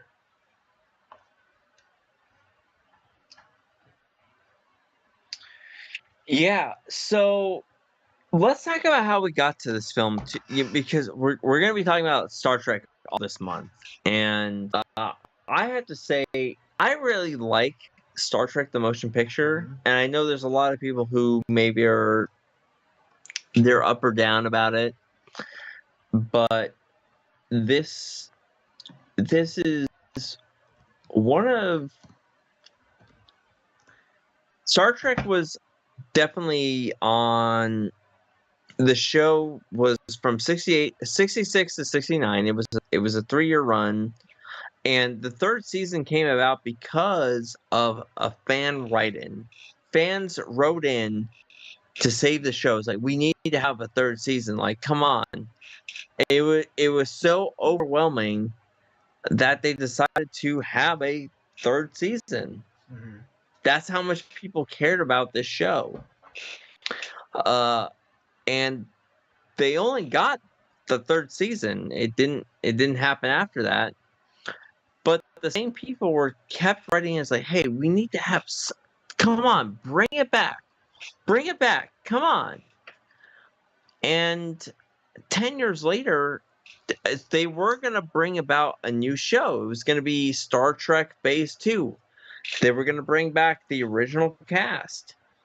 They were gonna have this whole thing, and then Star Wars happened. Star Wars was so big, and on the same level, you also had Close Encounters of the Third Kind, another movie that we've talked about that was also really big. And because of the financial success of both of those, like, well, let's make a let's stop doing Star Trek Phase 2 that they were working on. Not to mention, let's make a motion picture. Yeah, not to mention a little known science fiction property known as Star Wars. Well, like I said, Star Wars was super popular, and also because another science fiction property that was Close Encounters of the Third Kind was very popular, they decided to make this film.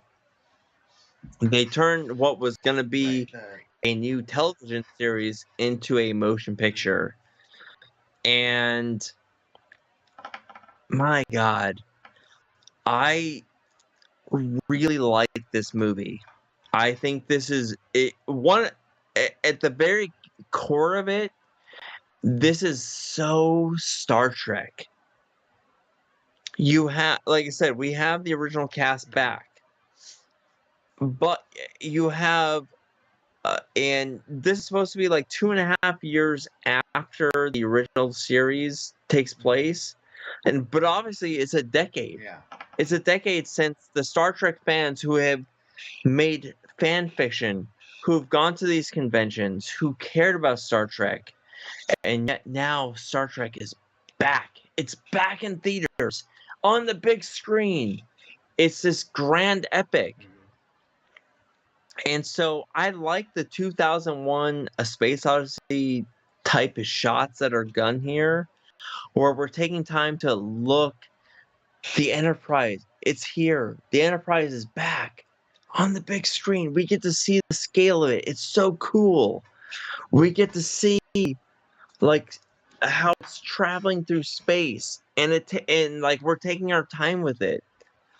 I think that those things are necessary fan interactions with those things. It's Some definitely people fan hate that stuff. service. It's fan service. Yeah, because like. But I understand because it's been 10 years since this has been in it, and because a lot of the people that were fans, maybe they weren't fans when the show came out, but they were definitely fans in syndication, which is also a huge thing because normally you need to have 100 episodes to get into syndication, but which doesn't usually happen until they only had 79. Because if you break it down, fourth or fifth season. So if you break it down, if each season has like roughly 20 to 24 episodes, then yeah, it would take about 4 to 5 seasons to reach 100 episodes.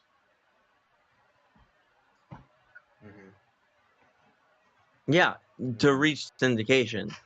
But they reached syndication without that, which is great. That's a huge win too. And they reached a whole core of audience. And so, well, the syndication was very popular. We're getting great ratings. Obviously the fan interaction is huge. Let's turn this, and they were going to make another series, but even when they were doing that, people were like, the interaction was so huge, they decided to make the movie. And for the time was a huge budget. It was $40 million to make this thing, and they made $170 million. I mean, they made a huge profit. Like probably like it was fucking huge in today's money.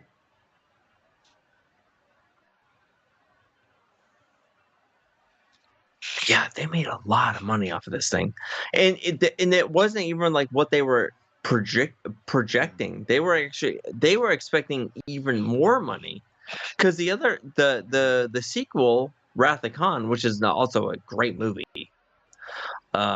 maybe some of people's favorite movie of the Star Trek series. That was a much lower budget. Yeah.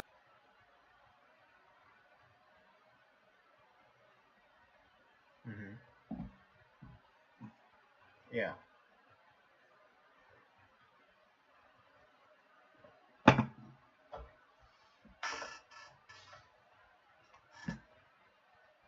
Problems that people have with it, just because I understand the history going into it and like how the fans are being presented in this.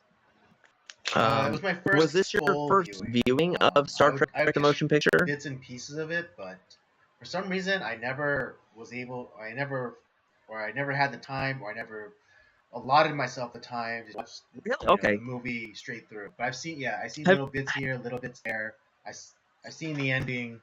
How about the other? Actually, I didn't know that, but like. But I didn't know, this was the appearance of the newly redesigned. But have you seen the other like TOS movies? Because of course, but this is your first like full viewing. Yes, of course. But yeah, like because this was the first, because in the T. Yeah, because in the TOS, this is I was really surprised that this was the first, because I thought the redesign. I didn't even know that, because I never really seen the beginning, but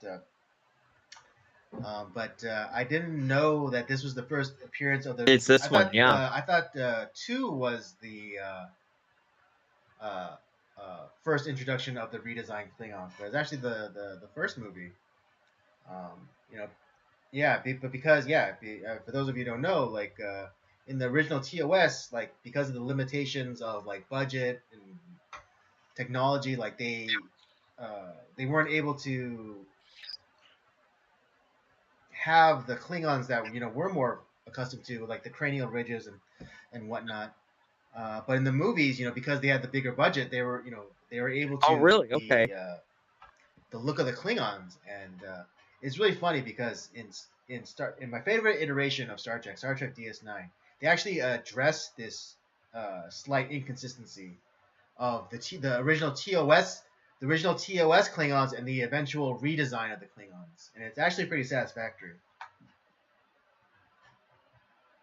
Oh, and then also I think the very underrated Star Trek show Enterprise. They also go a further. They also further that canon that was established in DS9 and flesh it out in a two-parter episode. Yeah.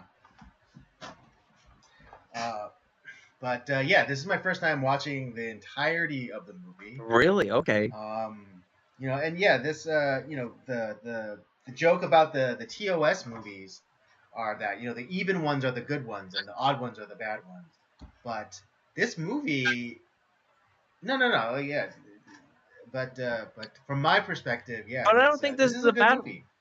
Yeah, like when you mentioned a lot of the fan service, so like you see those long shots, I was like a little bit. At first, I was a little bit annoyed that they took like 5 minutes on like these long drawn out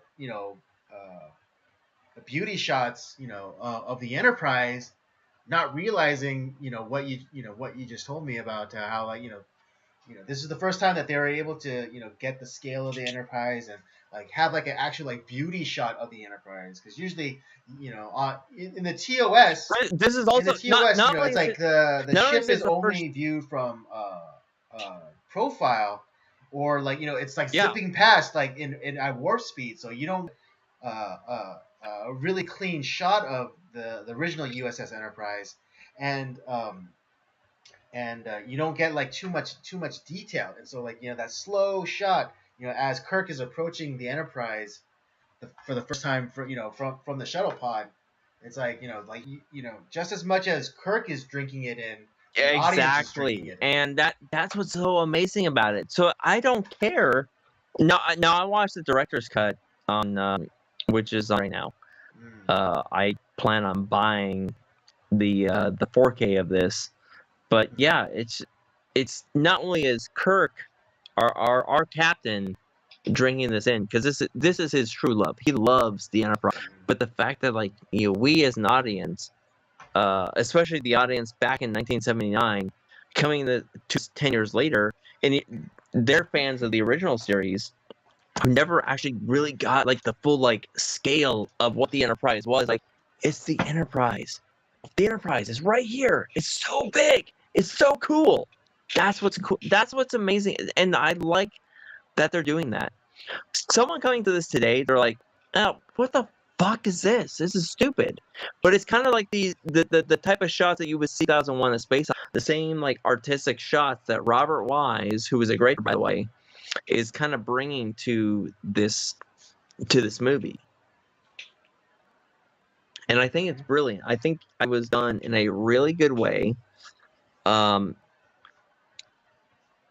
and the fact that we have the original crew who's coming back to this after a number of years, who they haven't. It's not the crew that we left in 1960.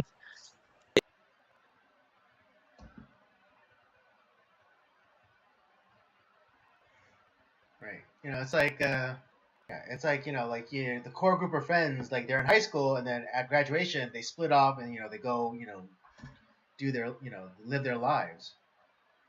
And then like and then like and like they come back for like the 10 year the 10-year high school reunion, and like yeah, everyone's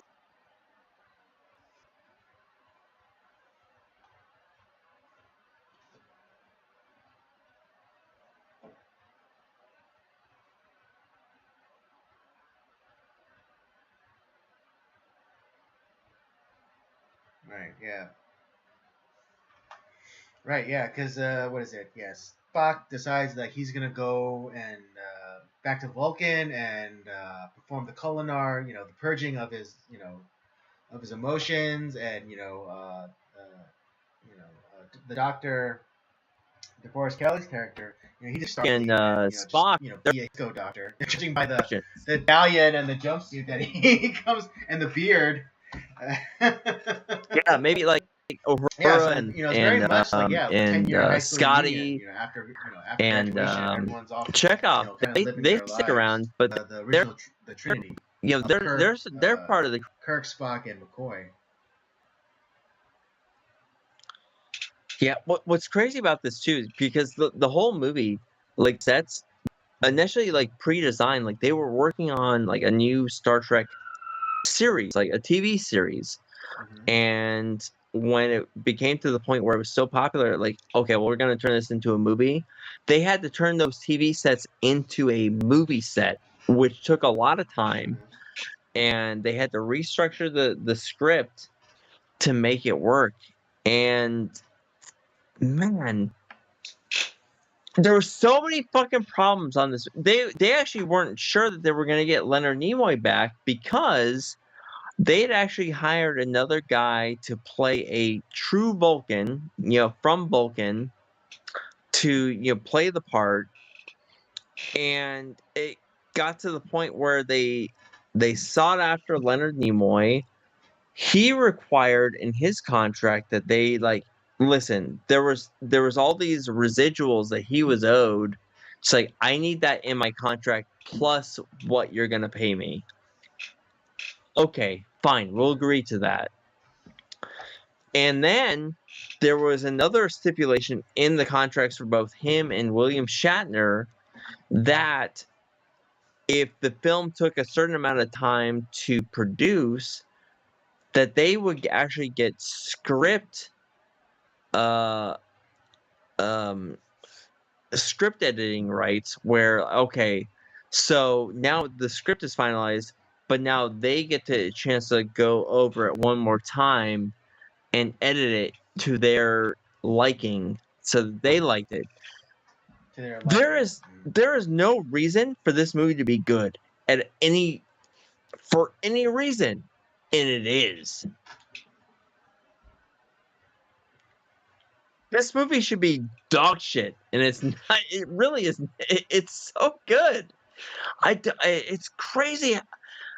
Movie after movie that I research, I keep thinking, like, how is this movie good? Because there's so many fucking problems with these films, and yet we have a product that just works. From one degree to another, it works. Would you? And I would agree. I think you would agree that this movie works for you. You liked it, right?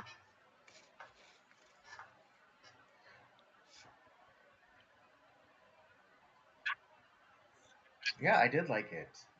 More than I was expecting. Because yeah, I mean, I saw little tidbits here and there. I never got like the full scope of the movie.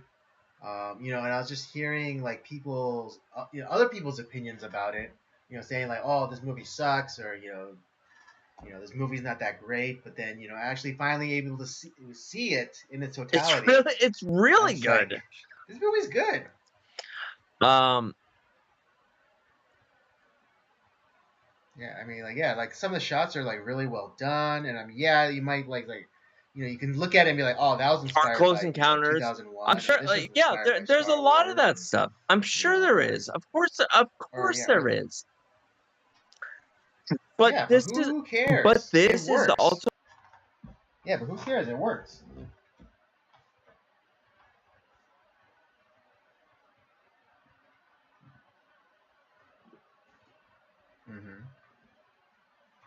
Yeah, absolutely. Like, mhm,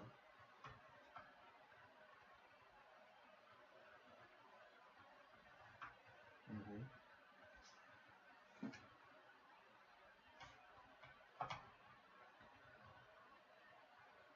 absolutely.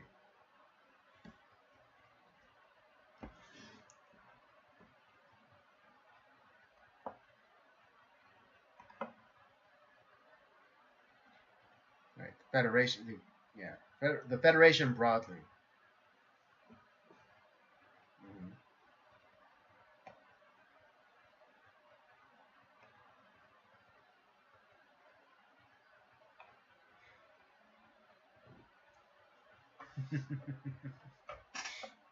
A very Star Trek movie because it deals with Star Trek things. Yes. Is it bringing back the crew? Is it bringing back the original crew? Absolutely. Are we piecing together things from the original crew? Sure, absolutely. The other, besides, we'll get to our main guys. Yeah, I thought. But what do you think about the other characters, like the Commander Decker? Yeah, who I mean, really, no, to be honest, gets fucked over. He two ways about he it. gets Yeah, fucked over. Decker gets But what do you like? Like Aaliyah, he was supposed to be Decker, captain. like some of the other characters. What do you like about them? There's no need for him to. There's no need for him to, you know, be dropped down and like made captain of the ship. Like he could have still accompanied the mission, as an admiral, but then like given operational authority to Deckard. Um, yeah, yeah, and I mean, yeah, he was like, Yeah, to be honest, like he basically went Kirk was kind of a dick. Like with like in the this whole movie. thing with, He was when a they went dick. to warp and like the whole wormhole thing came about, and Kirk was gonna use phasers, but Deckard countered him on that order and told them to launch torpedoes, which actually got them out of the wormhole. And then Kirk was about to like ream him for countermanding his orders, but it's like, hey, you don't know this ship. This isn't the Enterprise from when you were Of captain. your day. This is my Enterprise, and I know like this. I know like every bolt and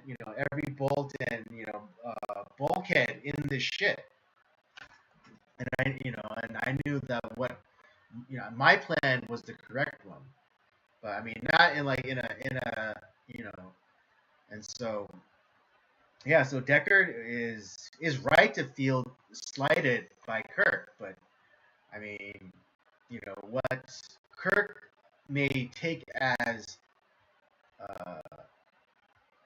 Deckard usurping his authority is him actually saving the day. Yeah, telling him the truth, giving it to him like as is.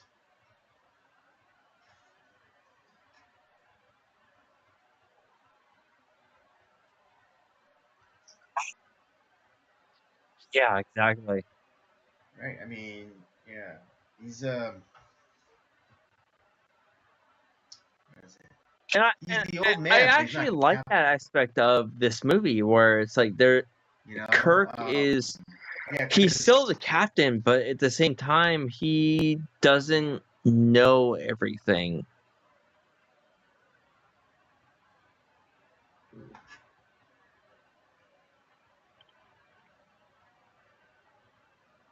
Yeah, and but at the same time he also has the guts that we have from the original series where it's like, hey, listen, we gotta keep going forward to figure this thing out.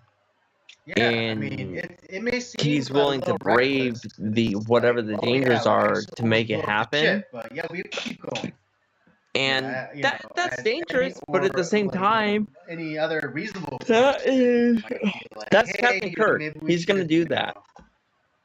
Stand down. Maybe we should, make sure the ship is in, working order. I mean, admittedly, Kirk, rushed the launch of the Enterprise.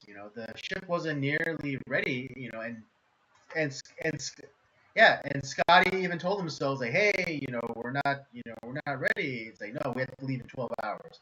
It's like, "Sir," and He even was Scotty was wrong. like, "Sir, He it's was gonna take wrong. us like at least 2 days to, finalize everything." It's like, "No, you have 12 hours." It's like, but Scotty being the good man, good engineer that Yeah, he is, he's like, exactly. "All right, I'll try to perform a miracle." And it took Spock. Yeah, and it took Spock like, coming in at the 11th hour to figure things out to fix it. Because Spock wasn't on the ship. Spock came on later to kind of like, and he kind of was able to figure everything.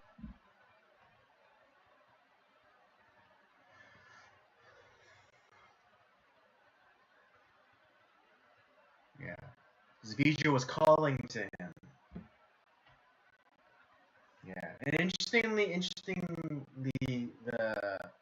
the Vulcan Out, priestess, she said that because this this the only reason this he was this attracted to the consciousness was ship was calling out to his because of human the blood, V'Ger. which like later revelation, So you have later that. revelation is Yeah, that it was calling to him. V'Ger is actually the Voyager space probe that was launched back in like the mid 1970s. Mm-hmm.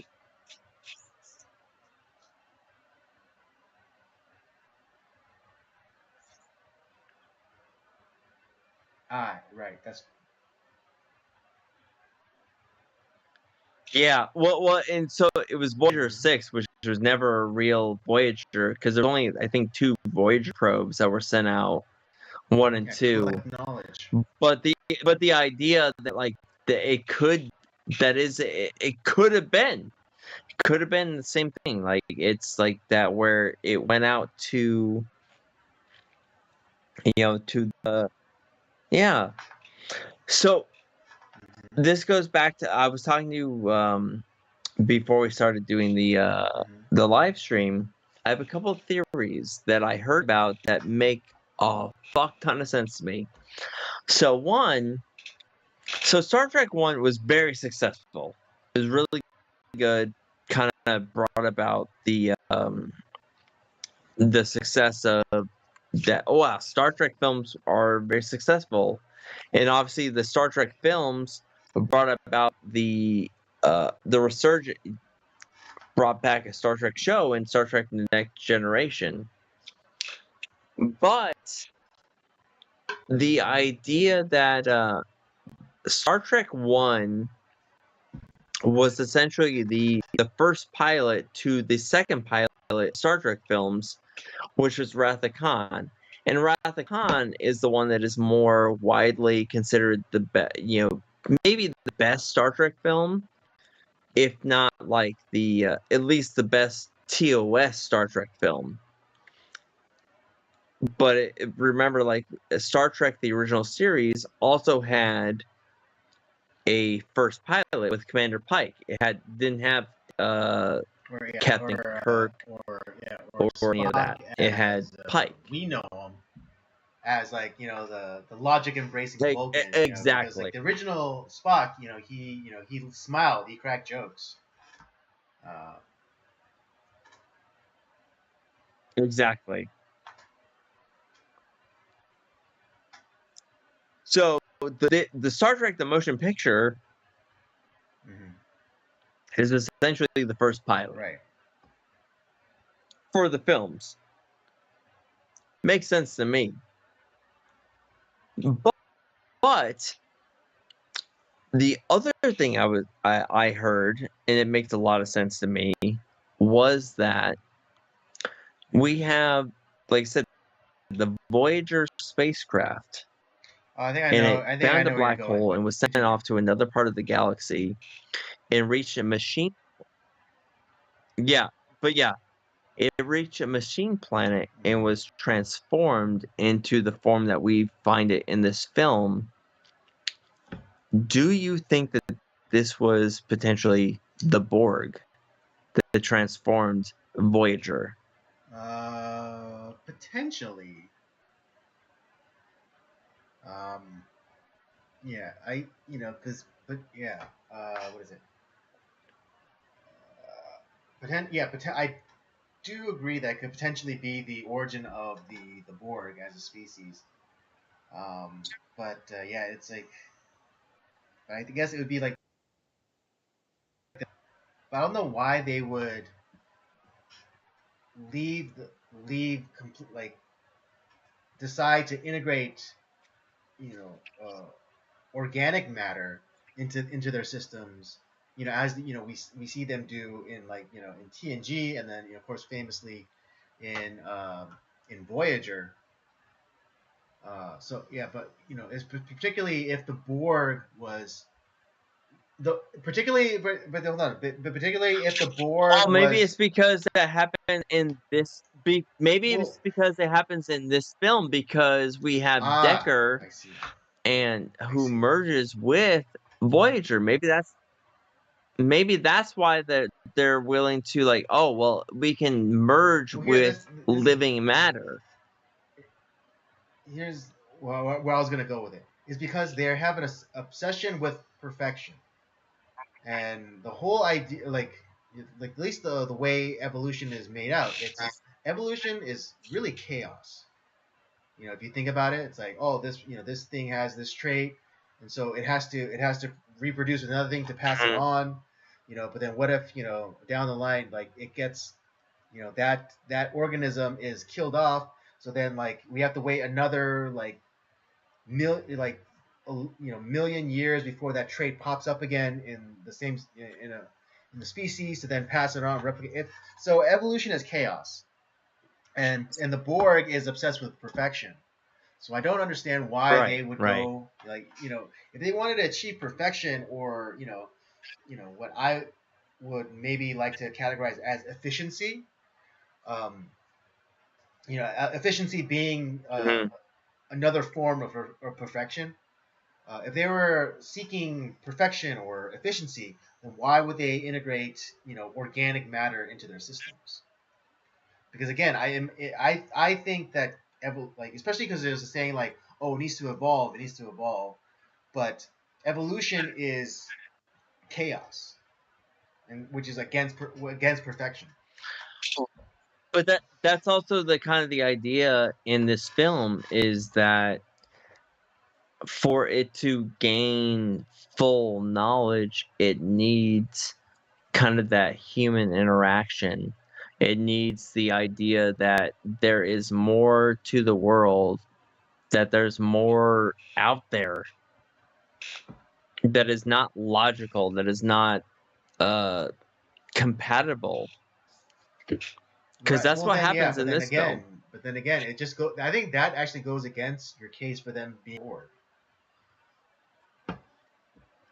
Well, like I think that the our in our case, V'ger or Voyager evolving beyond the Borg, it's something completely different. Well, if it's But something the different, then it wouldn't be the Borg. but the entity that like evolved Voyager potentially might have been the Borg. That's what I'm saying. What we get at the end of the film is that it evolves beyond even that. It emerges both human and machine. Yeah, but I would be hard for me. It would be hard pressed to say that. Yeah, because again, the Borg Yeah. have single-minded fixation to the point of, like, so you don't have an option. You have to become part of our system, and wherever to our system to obtain this elusive thing we call perfection. We'll get to that as we get into these Star Trek movies, and I'm working on going through the Star Trek: The Next Generation right now, so we'll get there. Well, I think no. Well, yeah, I think we will, because if you want to talk about Star Trek, like Star Trek film in the truest sense, I think First Contact will be the best film to help, like, my point on why I planet is necessarily It's the where the same. board comes from. Oh, okay, all right. But why don't we get into this film? Because what do you think? How do you feel about Star Trek: The Motion Picture? What do you like about it? What do you not like Yeah. about it? Well, again, I generally like. There a little like there are little nitpicky things like with the acting and like kind of like the over the top like dramatic like falls and yeah, sure, okay, fine. But to your point about this being like a quintessential Star Wars film, not Star Wars, Star Trek movie, like um, it definitely is because it deals with a larger than life, uh, a catastrophic event, and then there's also like this philosophical question about like some a thing's origin and you know, beyond its origin to become this new thing, but then you know, coming to what is it? I guess evolutionary needing something to give it that spark, the what To the some next people might level, call that spark of spark of the divine into this machine, right? and using a facsimile of an organism to then integrate into the system to potentially create something new. Yeah, that's totally Creator needs TOS. feature. Yeah, exactly. Yeah. But man, it is so good. I actually I know a lot of people look down on this film and they look at their Star Trek, the original series films, in a higher regard. Maybe not five. Five kind of sucks, but the other ones are somewhat highly regarded. This film to me, is so Star Trek. Yes, Wrath of Khan is a Star Trek episode, so it gets a pass in that sense. But as far as Star Trek goes, Star Trek: The Motion Picture is very Star Trek in its essence. While at the same time, it's also a little bit of fan service. Oh, we got Bones, we got Right. Kirk, Right. we got Spock back. Awesome, cool. Let's keep it in there. Hmm.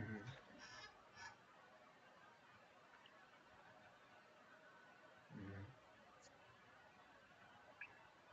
Nurse Chapel, you got Uhura back, you got Scotty, you got Yeah. Absolutely. Chekhov, Yeah. I mean, you hell, you got the even got Nurse Chapel back. Sulu, you got the whole crew back. The whole gang is back together. Hmm. And even doesn't matter how little or Yeah, big you of got a the whole role gang they back have, together. you got the whole crew back. Fucking great movie. It's so good. It's not no, it's not I would say if I was gonna rank like TOS movies, Hmm. I would say that Wrath of Khan is probably better than this one, but not by much.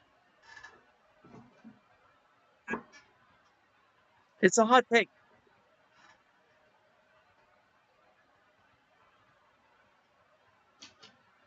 Hot take, but I actually prefer Oh no, shit. hot take So for me. that's our Hot next take. film that we're gonna I be actually talking prefer about. Six Undiscovered I might Country have to over Wrath of watch Khan. all the other fuck, you're making me do a lot of work, dude. So I might have to watch the other Yeah. Shut up, Andy. You're making me do extra work, okay? I might have to rewatch I'm not the requiring other you to do Star Trek anything. All right, don't films, put that shit on me. including Undiscovered Country and Six, to see if you were right.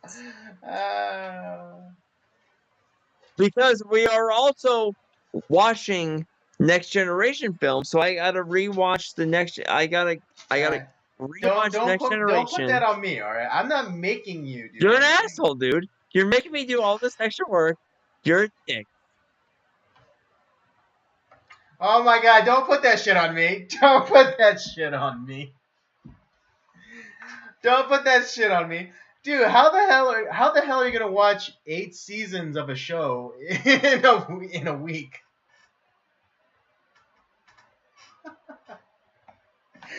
Don't put that on me. I'm not making you do anything. I'm not making you do anything. All right. No gun is put to your head on this one. Okay. I in the words of in the words of a very famous Roman governor, I wash my hands of this.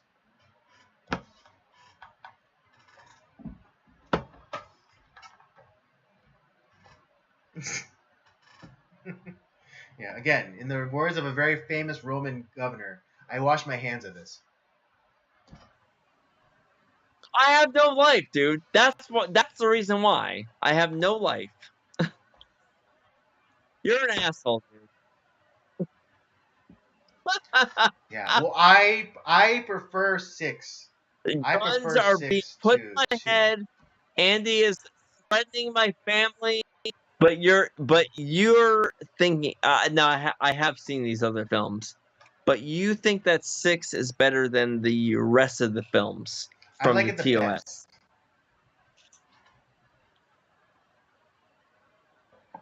TOS. So As good. I one, mean, two, again, three, not four, taking five, away, not taking 6 away is from like is 2. 6 your Because yes, favorite? I agree. 2 is awesome. I'm not. Yeah, I just haven't like 6 the best. All right. They're Wow. all good. They're all good, Wow. but Okay. I'd watch. I'd watch 6 more. I'd watch I'm not 6 saying that more. the other ones are shit. Actually, You 5 you is happen to like 6 the in best. the best sense of Star Trek Okay. All right. is a one-off. It's a totally Even 5. uh, Even it's a one-off kind of even 5. movie. It's like you don't necessarily need to watch the other movies to watch 5.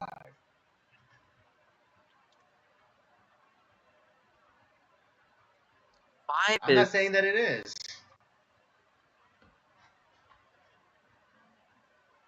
no, but 5 is not that good. Yes. But you think so? But At least, in at your least the one I opinion, enjoy the most. 6 is the best TOS Star Trek film. Yeah. I know that's a controversial take, but I mean, don't Oh, get me wrong. Don't get wow, me wrong. I like 2 wow. also. Okay, Right? 2 all is right. amazing. I'm gonna revisit 6 and Yes, I did you like 1. what? But let's talk about the one that we're talking about now. Did you like 1? Is 1 I don't is know the motion about picture? Is it any good, but good? it is a good Star Trek movie.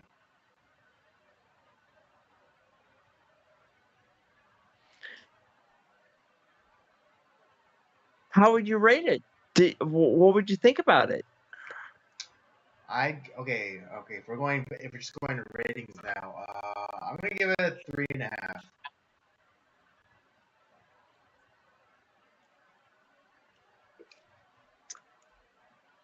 And why would you give it that rating? What's your Well, because criteria? remember, Like because why would you give it because three I'm and a the half? What technical do you think guy, about it? so I mean, just like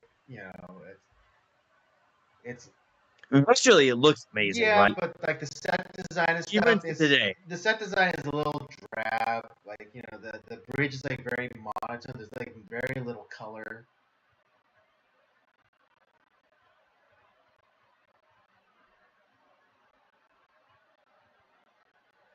I don't think I watched the director's cut.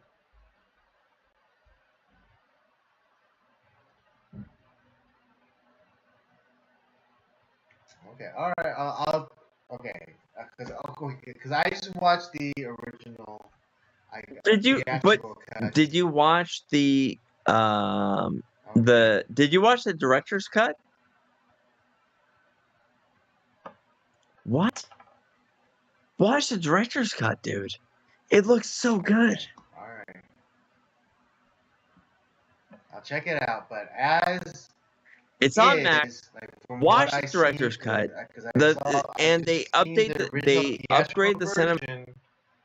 the I mean, don't cinematography. get me They wrong. upgrade Yeah, it everything. looks It looks good, but like so the good. kind of the production of like the bridge and like the hallways. I'm as nice as I think that the uniforms look, they're a bit drab. Yeah. I mean, I like Kirk's admiral uniform. That was pretty cool. And actually, credit to J.J. Abrams, he repurposes that for the Admiralty The uniform uniform sucked. in his Yeah. movies. Yeah, they do look pretty spiffy, I'll admit. But like, otherwise, like the beige and the gray, it's very drab.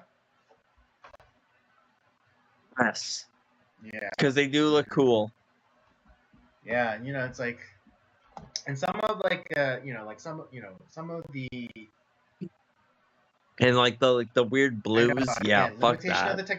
the technology at the time, but like some of like the acting, like when reacting to the being attacked, or the energy pulses or whatever, not the best. A little too exaggerated and a little hammy for my taste. Yeah, Okay. All right. but again, like story wise and stuff, Too much yeah. for you. Okay. hmm I could see, if I watched the director's I'm cut, gonna come in. I could see myself bumping up So 3.5 to for 4. you. Yeah. Okay. Mhm. Because that's where I'm at. I'm at a 4. The director's cut is great. The upgraded Oh yeah, I mean, cinematography, I particularly think that the one where effects still hold up Spock to a great launches degree. himself into This is a the very major orifice. Yeah, that's a sick shot. I'll admit that. into feature. Yeah. Fuck yeah, dude. That's great. But I also love we're taking our time to enjoy the Enterprise. It's here. Such detail. We've never seen it in this way. That's cool. I I love that. I love the idea, like not only that, not only as an audience are we getting that, but we're getting Kirk's reaction to the Enterprise, because that's what's important to him. So we're getting that too. Um, I like the interaction with the characters, and how it's like we're trying to get back together, but we're not quite there yet, and so there's a lot of tension. Yeah, We're they're like in getting, the beginning. I They're think, a baby very gazelling it a bit. A little bit not as sure-footed as they once were, but eventually they get there. yeah, stay there, but like it's not there yet. And I like the hmm travel that they have to get there. I love the very Star Trek type of story that we're getting here. Sure, is it close to the episode, like the Changeling? Yes, it's very close. But at the same time, it's also different, because we're having to deal with the characters, the character side of the story as well. It's not just the computer aspect of it. So I'm gonna give this a. It's not my favorite Star Trek film. That's probably gonna be 2, but I'm gonna give this a 4. I'm gonna give it a 4, because I think this film is really good, and despite its flaws, I think people should watch this and just turn your brain off to your Star Trek nerdiness for a second, and just kind of enjoy it for what you know, kind of your basic instincts about Star Trek. Just Oh shit. go into it with that, and just Oh yeah. Okay. So yeah, I was just I got a notification that there's apparently some really massive earthquakes in the Taiwan region. Yeah, like 7.5. God damn, that's a lot. Yeah, Yeah, they're in for some some trouble. yeah, some buildings collapsed and everything. You I know, guess. Mm. But yeah, prayers, prayers for them. Hopefully, no yeah, one was absolutely. injured. But judging by some of the destruction of buildings, yeah, God be with them.